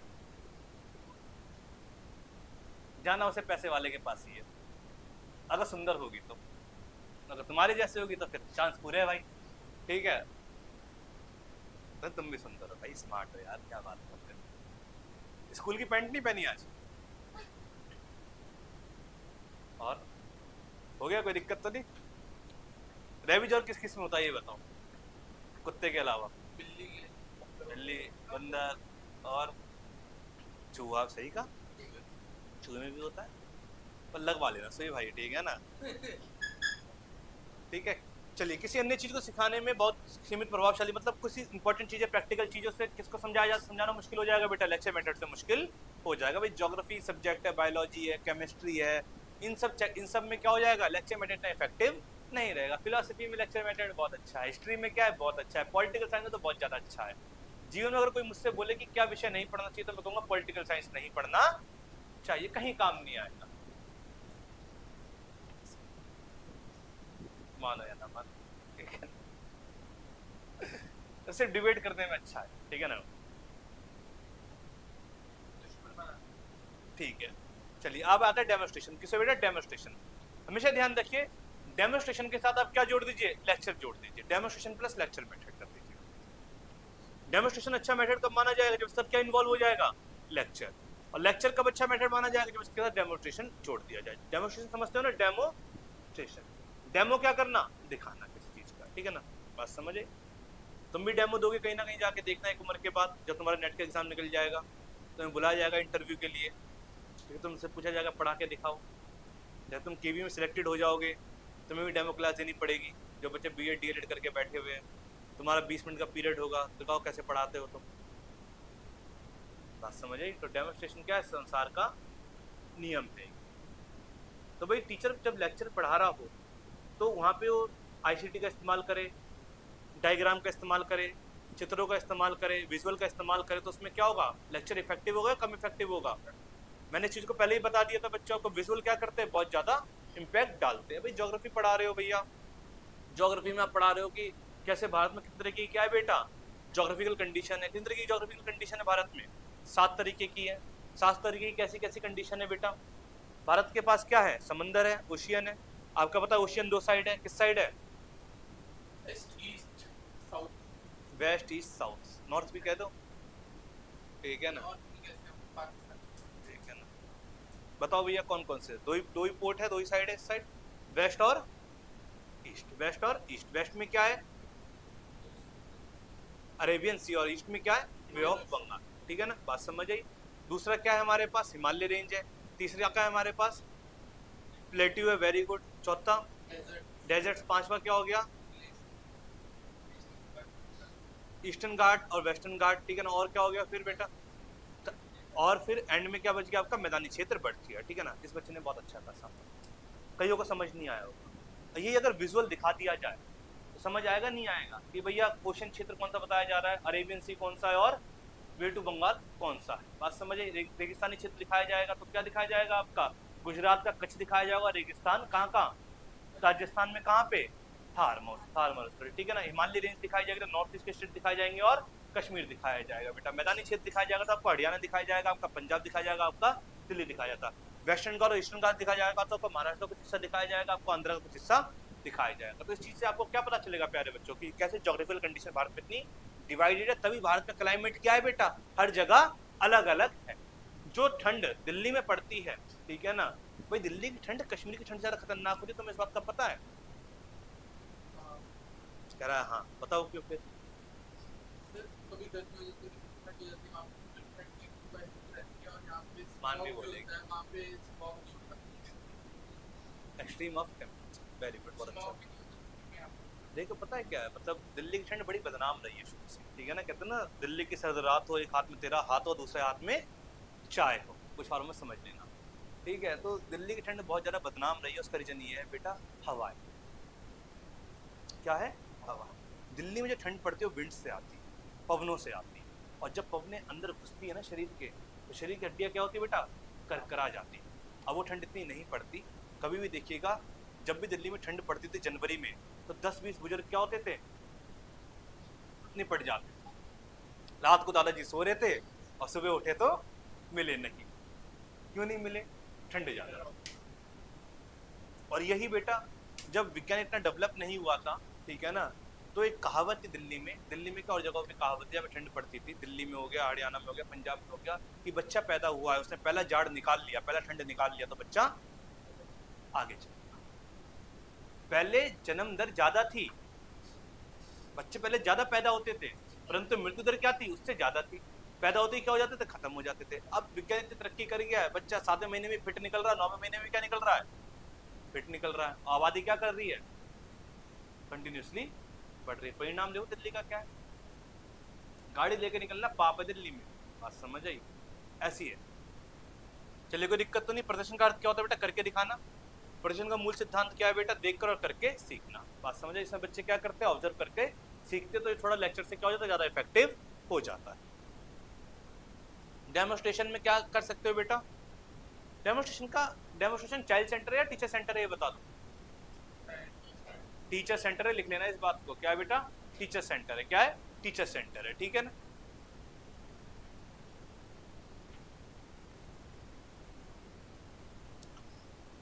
बच्चे डेमोस्ट्रेशन में क्यूरियस हो सकते हैं। क्यूरियस समझते हो क्या होता है, क्यूरियस समझते हो क्या होता है। बच्चों में जिज्ञासा बढ़ाई जा सकती है कि अच्छा अच्छा ऐसे भी होता था, सर ने बहुत अच्छा डायग्राम दिखाया, सर ने बहुत अच्छा विजुअल दिखाया, तो बच्चे ने चाहने देखने की क्या हो जाएगी बेटा, चाह हो जाएगी, ठीक है। अब भाई आपको 7 अजूबे पढ़ाने हैं तो क्या करोगे, डेमोस्ट्रेशन में दिखाओगे, ठीक है ना। 7 अजूबे, सबसे बड़ा अजूबा कौन सा है दुनिया का, बताओ। बिल्कुल, चाइना की दीवार, कल्पना से ही परे, सोचो, ठीक है, कोई दिक्कत तो नहीं आता। और भारत का कौन सा अजूबा सबसे सामने आपके, ताजमहल, देखा है, पीला पड़ चुका है वो, ठीक है ना। और पीला क्यों पड़ा है, उसका रीजन कोई बता पाएगा, पोल्यूशन, एसिड रेन। क्या है उसका रीजन बेटा, एसिड रेन, ठीक है, बात समझ आई। ऐसे मामले में प्रश्न सीधे तौर पर बच्चों को क्या करते हैं बेटा, चिंता से निपट सकते हैं। मतलब बच्चों में क्या पैदा करेंगे बेटा, बच्चों में क्या करेंगे, थिंकिंग को डेवलप करेंगे। ये लेक्चर मेथड में कहीं ना कहीं गायब थी, ठीक है। बच्चा चीजों को देखेगा, विजुअल को देखेगा, तो क्यूरियोसिटी जागेगी नहीं जागेगी, ऐसा भी होता है, ऐसा भी होता है, ऐसा भी हुआ होगा, बात समझ आ रही है। भाई ताजमहल को बच्चा देखेगा, प्रैक्टिकली देखना पॉसिबल नहीं है, पर एफिल टावर को देखेगा, चाइना की दीवार को देखेगा, तो उसके अंदर क्या जागेगी, ऐसा कैसे हो गया ये।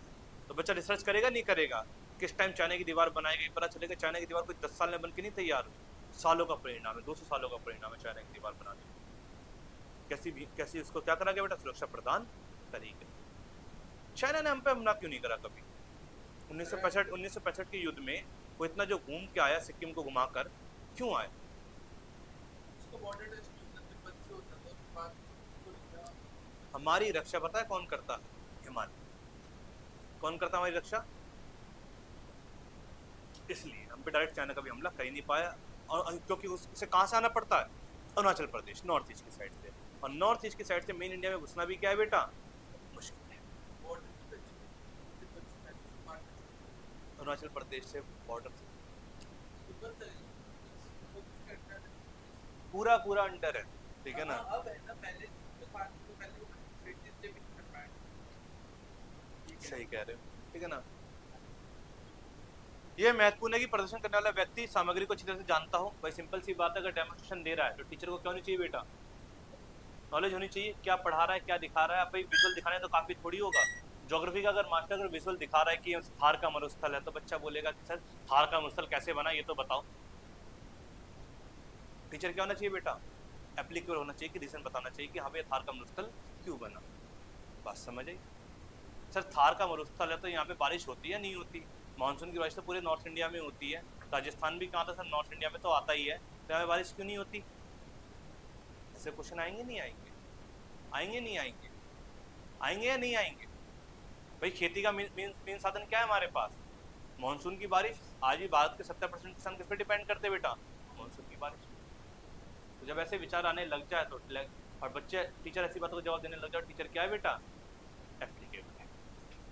तो विजुअल दिखाना ही काफी नहीं होता, बच्चे के अंदर जो जिज्ञासा है उसे शांत करना भी क्या है बेटा? टीचर का काम। सबसे ज्यादा बारिश कहाँ होती है? मोहसिन राम के, ठीक है ना? बहुत अच्छा कहा तुम लोगों ने। क्या तुम किससे पढ़े लिखे?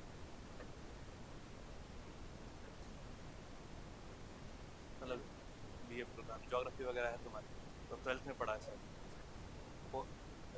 12th में ज्योग्राफी थी। 12th का तो कॉन्सेप्ट है सारा। अब टीचर से बच्चा टीचर से पूछे कि सर मेघालय में इतनी बारिश क्यों होती है, मोनिस राम में इतनी बारिश क्यों होती है? टीचर क्या होना चाहिए? अवेयर होना चाहिए, एप्लीकेबल होना चाहिए उस बात का जवाब देने के लिए, क्यों होती है बारिश। छोड़ो, ठीक है, कोई दिक्कत तो नहीं। तो यहाँ पे क्या है बच्चों?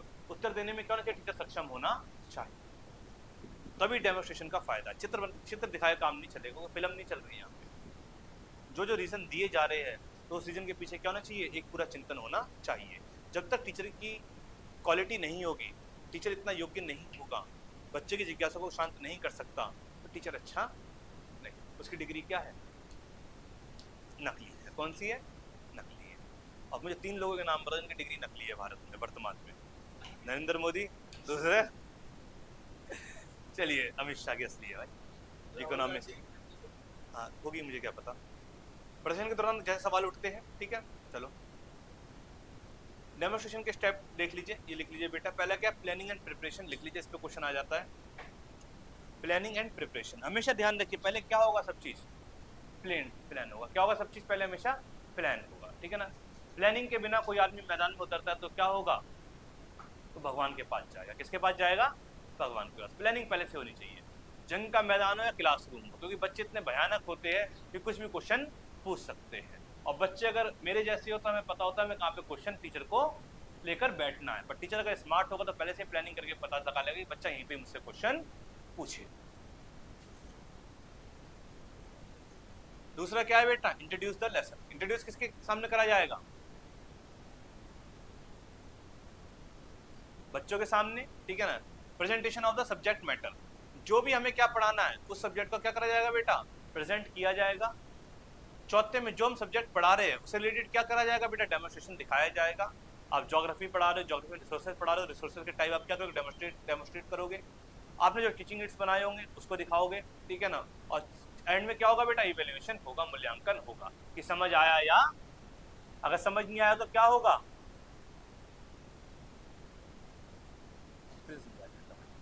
ऐसे नहीं छोड़ दिया जाएगा। हम तुम्हें नहीं छोड़ेंगे जब तक तुम हमें नहीं छोड़ोगे, ठीक है?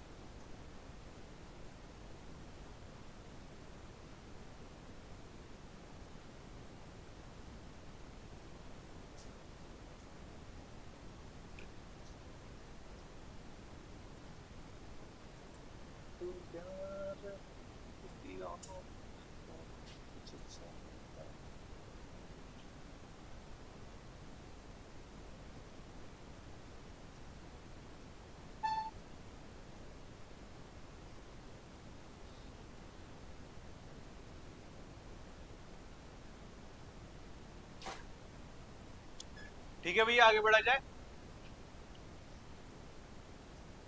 एडवांटेज ऑफ डेमोस्ट्रेशन मेथड क्या होगा बेटा, छात्रों के लिए क्या है बेटा, उपयोगी है, दूसरों का अनुकरण करके अच्छा सीखते हैं, आत्मविश्वास को बढ़ावा मिलेगा नहीं मिलेगा। जो चीजें बेटा प्रैक्टिकल नहीं हो सकती तो उस चीज को क्या करा गया, प्रैक्टिकल यहाँ पर करा गया, डेमोस्ट्रेशन दिखाकर, तो बच्चों में कॉन्फिडेंस बिल्ड होगा, नॉलेज और ज्यादा क्लियर होगी, शार्प ज्यादा होगी। ठीक है,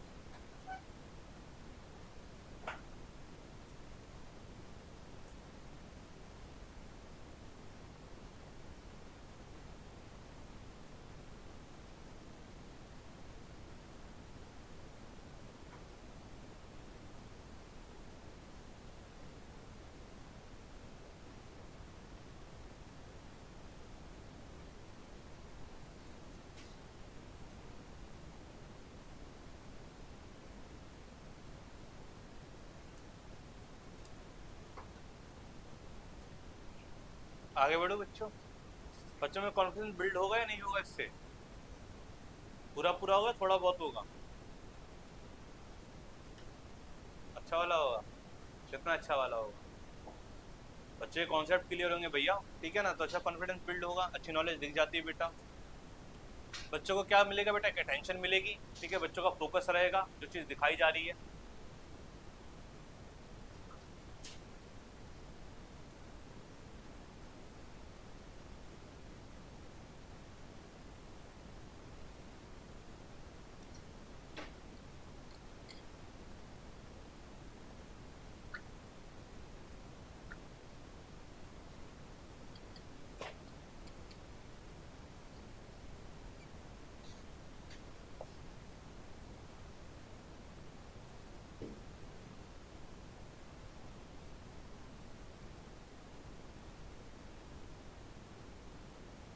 आगे बढ़ो। यहाँ पे सामान्य सिद्धांतों के बजाय किस पे ध्यान दिया जाता है, स्पेसिफिक नॉलेज पे ध्यान दिया जाता है। डेमोस्ट्रेशन में पूरे लेसन का डेमोस्ट्रेशन थोड़ी मिलेगा, किसका मिलेगा, जो इंपॉर्टेंट चीज़ें उसका डेमोस्ट्रेशन देखने को आपको मिलेगा।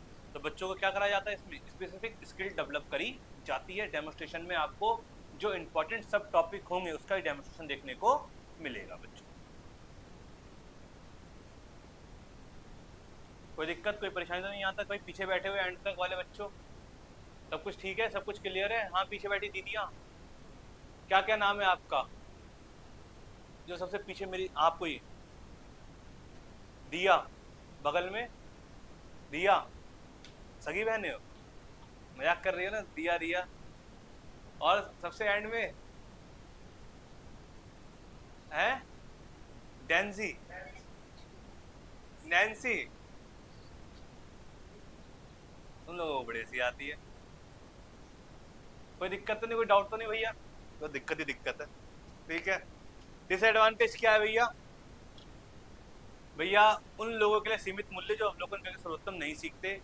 हर व्यक्ति को ऑब्जर्वेशन करके सीखने की आदत नहीं होती। यहाँ पे अंधे लोगों के लिए प्रॉब्लम है, ये बात भी ठीक कही भाई ने।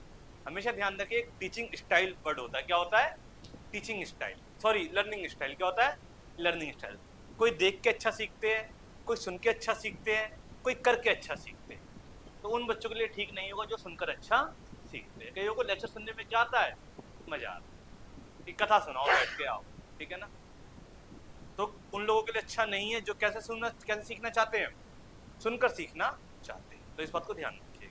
और जो बच्चे नेत्रहीन है उनके लिए क्या है भैया, फिल्म ही क्या है, फिल्म ही नहीं है उनके लिए। तो भाई किसी बच्चे की अगर आंखें नहीं है, उससे कहो तो मैं पार्टी दूंगा, तो फिल्म दिखाऊंगा, उसे कैसा लगेगा। सुबह सुबह मजाक के लिए मैं भी लाऊं भाई है, ठीक है ना।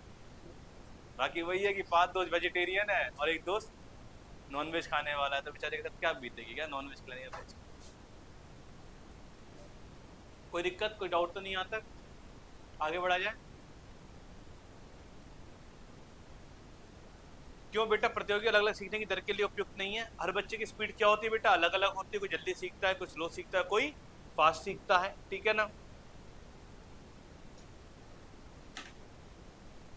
डेमोन्स्ट्रेशन जो इस्तेमाल कर पाएगा वो टीचर कैसा होना चाहिए बेटा, एप्लीकेबल होना चाहिए, डेमोन्स्ट्रेशन दिखाने में क्या होना चाहिए, उसकी महारत होनी चाहिए, उसे कहाँ पे कौन सा वर्ड बोलना है, किस पॉइंट को किस डेमोन्स्ट्रेशन से क्लियर करना है, उसे चीज आनी चाहिए। अब थार मरुस्थल का टॉपिक चल रहा है, उसका मरुस्थल का दिखा रहे हो, चित्र दिखा रहे हो, और क्लियर किसे कर रहे हो, मैदानी क्षेत्रों को क्लियर कर रहे हो, तो बच्चा क्या बोलेगा, चित्र किसी और का और एक्सप्लेनेशन किसी और की। तो जो आप एक्सप्लेनेशन दे रहे हो किससे रिलेटेड होना चाहिए, उस डेमोन्स्ट्रेशन से रिलेटेड होना चाहिए। तो उस जगह पे उसी पॉइंट को क्लियर आपको करना है। तो भाई टीचर का इसमें रोल क्या हो जाता है, बहुत ज्यादा इंपॉर्टेंट हो जाता है।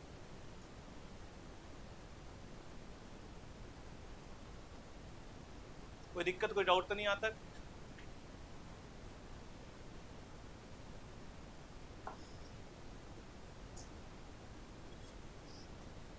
टीजीटी साइंस बन गए, 42 पे ग्रेड कंफर्म है। ऐसे पेपर देते रहो ना तो एक हैबिट सी भी हो जाती है, कोई ना कोई तो निकलेगा ही, ठीक है ना। ग्रुप डी का कब है? भरा ही नहीं। ग्रुप डी का भरा था? तुमने भरा था ना? अरे भरा था, झूठ बोल रहे हो, खाओ विद्या रानी की कसम।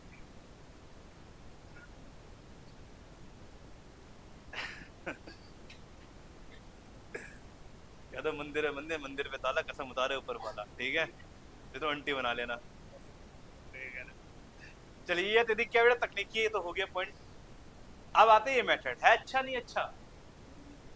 अगर बचपन में ऐसे मैडम ने मुझे पढ़ाया होता कसम से,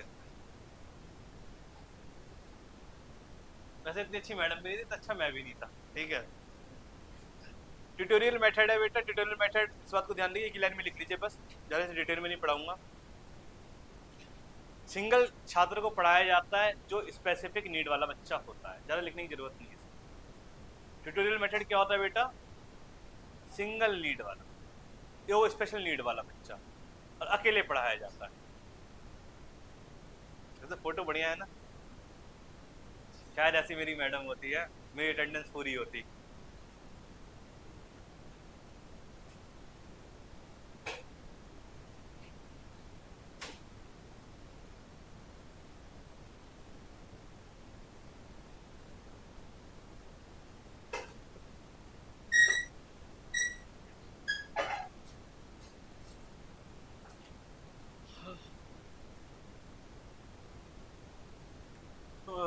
जय भोलेनाथ।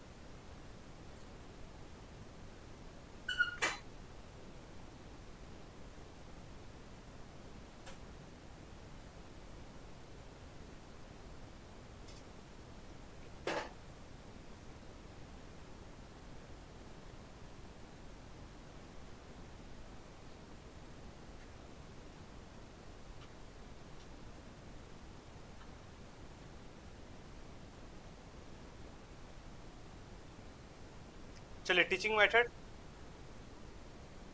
Heuristic method. आप क्या है बेटा, ह्यूरिस्टिक मेथड, ठीक है। ह्यूरिस्टिक मेथड जिसे आप क्या कहेंगे, चाइल्ड सेंटर कहेंगे, क्या कहेंगे, चाइल्ड सेंटर, क्या कहेंगे भैया, चाइल्ड सेंटर कहेंगे इसे। ह्यूरिस्टिक मेथड का कोई मीनिंग जानता है, ह्यूरिस्टिक का मीनिंग क्या होता है, ह्यूरिस्टिक का मीनिंग जानते हो भैया क्या होता है, ह्यूरिस्टिक मेथड का मीनिंग जानते हो क्या होता है, खोज करके सीखना। क्या करना बेटा, खोज करके। ये प्रैक्टिकल सब्जेक्टों में पढ़ाया जाता है, कहाँ पे, प्रैक्टिकल, ठीक है ना। प्रैक्टिकल सब्जेक्टों के नाम बताओ दो चार। बायोलॉजी, मुझे पता था ये बताओगे, और बताओ। कंप्यूटर साइंस, देखो कंप्यूटर साइंस वाली बच्ची आई हमारी, वेरी गुड। और कौन सा बेटा, chemistry, biology, physics, computer science, इसके अलावा बताओ ना, ज्योग्राफी, ठीक है ना, आर्कियोलॉजी, ठीक है, क्या, बॉटनी, बिल्कुल, ये आप जाके कहाँ सीखेंगे बेटा? इन्वायरमेंट में। बॉटनी सब्जेक्ट आपको जानना होगा तो कहाँ जाना पड़ेगा बेटा? पेड़ पौधों के बिल्कुल ही बीच में। ठीक है, बात समझ आई? ह्यूरिस्टिक मेथड इन्हीं सब्जेक्टों में काम आता है। ठीक है ना? ये किसने दिया है बच्चों? आर्मस्ट्रांग का नाम सुन रखा होगा आप लोगों ने। कौन थे आर्मस्ट्रांग? चांद पर कदम रखने वाले पहले व्यक्ति। ठीक है ना? वही थे। उन्होंने ही दिया है ये? नहीं, ये दूसरे वाले। ठीक है ना? ह्यूरिस्टिक का मीनिंग क्या होता है बेटा? किसी चीज की खोज करना। तो जब हम इन्वेंट करने जाते हैं तो आप प्रैक्टिकल सब्जेक्टों में कुछ ना कुछ इन्वेंट करते हैं बेटा। जब आप इन्वायरमेंट में जाके सीखते हैं, भाई आपको फिलोसफी में कुछ इन्वेंट करना हो तो आप घर में बैठ के भी कुछ चीज कर सकते हो।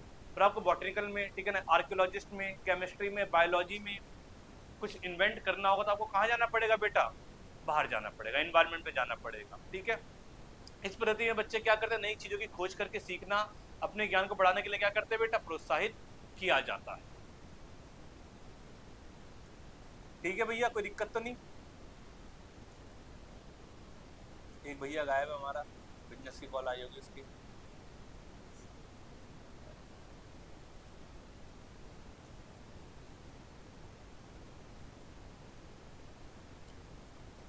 कोई दिक्कत तो नहीं, कोई डाउट तो नहीं बेटा?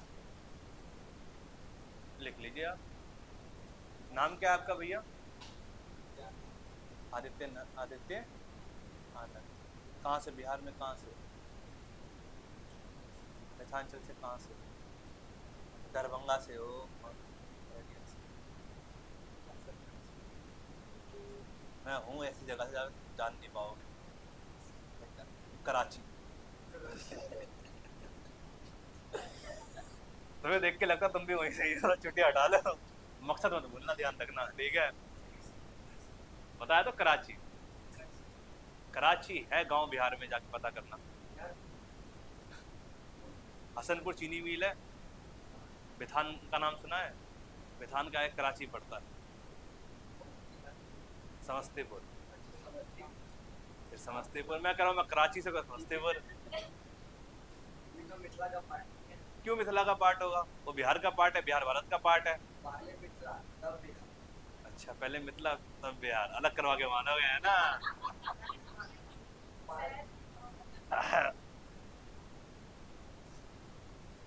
भाई जीवन में एक दिन मतलब एक चीज ध्यान रखिएगा। मेरे दादा कहते थे, एक पूर्वांचल, पूर्वांचल का बनिया और मिथांचल का ब्राह्मण, इन दोनों से बच के रहिएगा।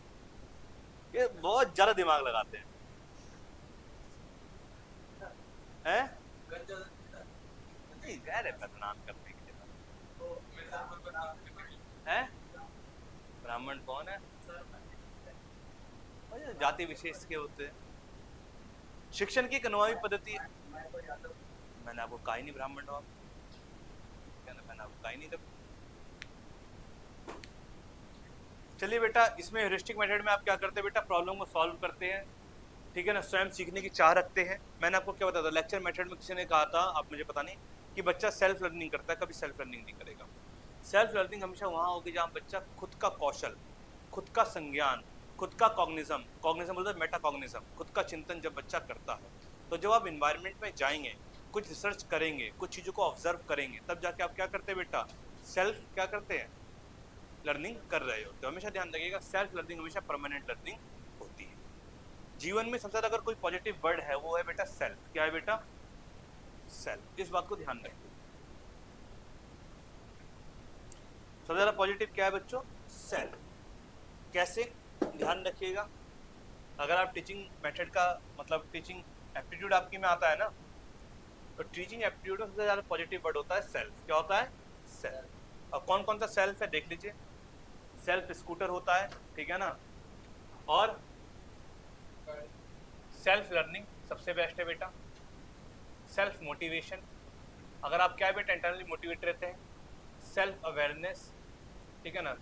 सेल्फ इवेल्युएशन, अगर आपको पता है क्या सही है और क्या गलत है, क्या मेरी वीकनेस है, क्या मेरी पावर है, तो आपको कोई भी मात नहीं दे सकता। अक्सर हमारे साथ होता है क्या, जिस सब्जेक्ट में हम अच्छे होते हैं उसे ही करते रहते हैं, जिसमें हम वीक होते हैं उसे छोड़ देते हैं। सेल्फ एवोल्यूशन ये कहता है जिसमें आप कमजोर है उसे क्या करिए? अच्छा करिए। और जिसमें आप अच्छे हैं उसमें आप एक लिमिट तक ही अच्छे हो सकते हो, और ज़्यादा अच्छे नहीं हो सकते भाई। तो self learning, self motivation, self awareness, self evaluation. ठीक है बच्चा, कोई दिक्कत तो नहीं, कोई डाउट तो नहीं आता बच्चों? तो ह्यूरिस्टिक मूल रूप से क्या बेटा, किसी विधि या जो प्रॉब्लम सॉल्व करना, स्वयं सीखने की चाह रखना, खोज में मदद करना। ठीक है, आगे बढ़ा जाए। अभी नहीं तो स्टैचू बोल दिया करो, ठीक है। खेला है बच्चों ने बर्फ पानी, खेला है सब, खेला छुपन छुपाई खेला है। जिसकी वो होती थी ना, जिसे पकड़ना होता था सबको, धप्पा करना होता था, वो घर चला जाता था। फिर हम ढूंढते थे कहाँ गया। आप भी खेले हैं? इतना पुराना नहीं बेटा, मैं सोचा रिसेंट जैसे हमें 16 जनपद से है, बाकी पुराना बहुत है, बदलता दौर देखा है मैंने।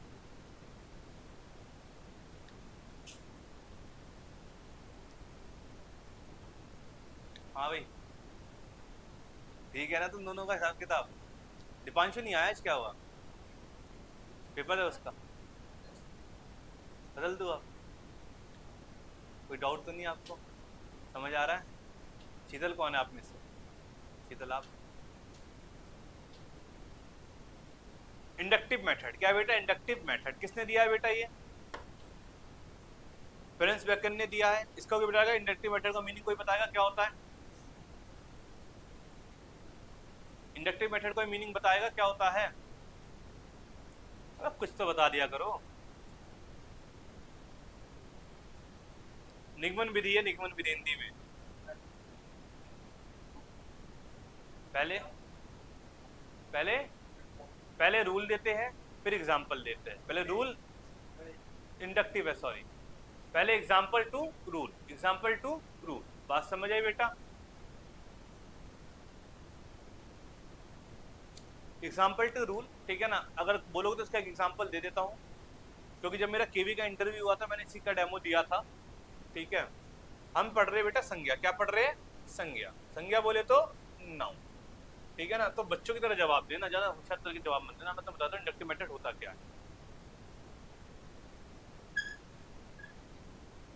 देखो, आती तो इंग्लिश भी उस टाइम, तो उम्र 19 साल थी, मतलब 20 साल में लग गया था मैं, तो थोड़ा उस टाइम झिझक होती थी इंग्लिश बोलने में, तो इसलिए हिंदी में पढ़ाना क्या है, सबसे आसान रहता था। तो भैया अगर आपसे पूछा जाए आपके पिताजी का नाम क्या है? क्या नाम है?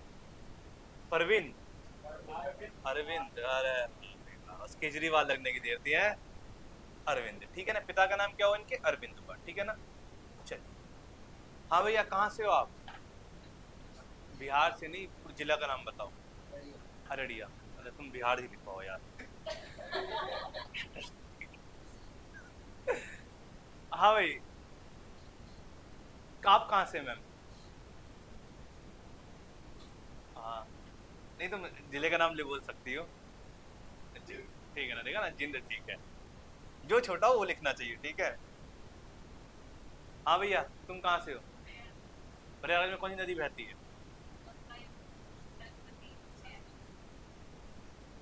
गंगा।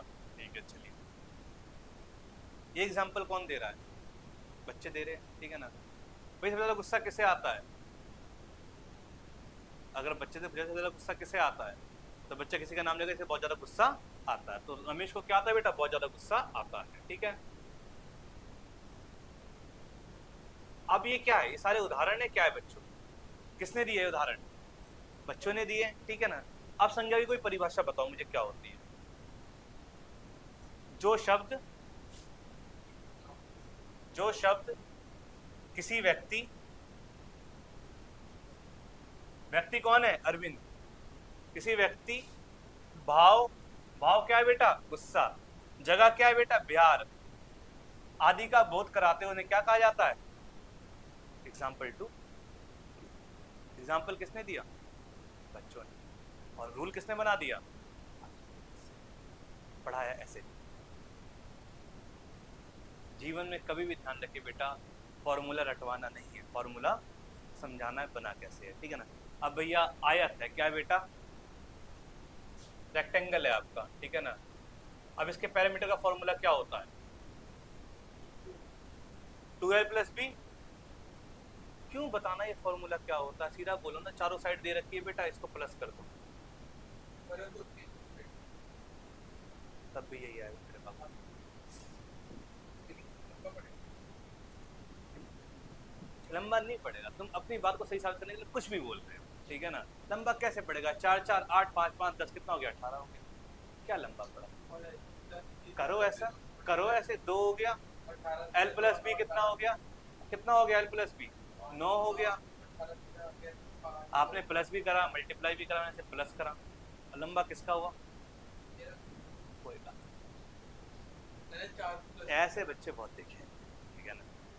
फॉर्मूला बनाई तुम्हारा ठीक है, फॉर्मूला बना इसलिए जिसका आपको कॉन्सेप्ट क्लियर नहीं होता, हमेशा रिमाइंड रखिए। पाइथागोरस की थ्योरम आपने रटी थी, इसलिए आपकी मैथ कमजोर थी, अगर समझी होती तो रटने की जरूरत नहीं पड़ती, ठीक है बच्चों, कोई दिक्कत तो नहीं। ऐसे आप किसी का भी पैरामीटर निकाल सकते हो प्लस करके, साइड आपको पता होनी चाहिए फॉर्मूला क्यों लगाना। तो ये क्या बेटा एग्जांपल 2, इंडक्टिव मैटर समझ आ गया क्या है, संज्ञा की परिभाषा क्यों याद करवानी बच्चे को, सीधा बताओ ना क्या क्या, बच्चा खुद जवाब देगा, कोई दिक्कत तो नहीं, कोई डाउट तो नहीं बच्चों यहाँ तक। चलिए इस में क्या कराया जाता है बेटा, कुछ एग्जाम्पल होते हैं फिर सिद्धांतों में कन्वर्ट कर दिया जाता है। इंडक्टिव मेथड हमेशा किस पे काम करती है बेटा, specific to general, specific to general. Specific क्या है बेटा, बच्चे के एग्जाम्पल, एग्जाम्पल में क्या है वेरिएशन होगी, पर रूल क्या है बेटा कॉमन है, तो रूल क्या है बेटा जर्नल। तो हमेशा ध्यान रखिए बच्चों के एग्जाम्पल इंपॉर्टेंट है, रूल इतने इंपॉर्टेंट नहीं। जिसे एग्जाम्पल बनाने आ जाए वो क्या कर पाएगा बेटा, रूल तो उसके लिए बनाना क्या है बेटा, भाई आपका खेल है, बात समझ आई। इसमें क्या कराया जाता है बेटा, इसमें एग्जाम्पल प्रेजेंट करे जाते हैं, फिर उनका एनालिसिस किया जाता है, फिर उनका क्या कराया जाता है, जनरलाइजेशन किया जाता है, फिर निष्कर्ष निकाल दिया जाता है कि भैया फॉर्मूला बिल्कुल ही ठीक बना है, किससे, एग्जाम्पल से, रूल बिल्कुल ही ठीक बना है, किससे, एग्जाम्पल से। ठीक है प्यारे बच्चों, कोई डाउट तो नहीं, आज इतना ही रखा जाए। आपका कोई डाउट कोई समस्या तो मुझसे पूछ सकते हो, अभी तक थोड़ा सिलेबस बड़ा है तो क्लास थोड़ी ज़्यादा चलेगी, ठीक है, घबराइएगा नहीं, बाकी क्वेश्चन भी करवा देंगे अगली क्लास में।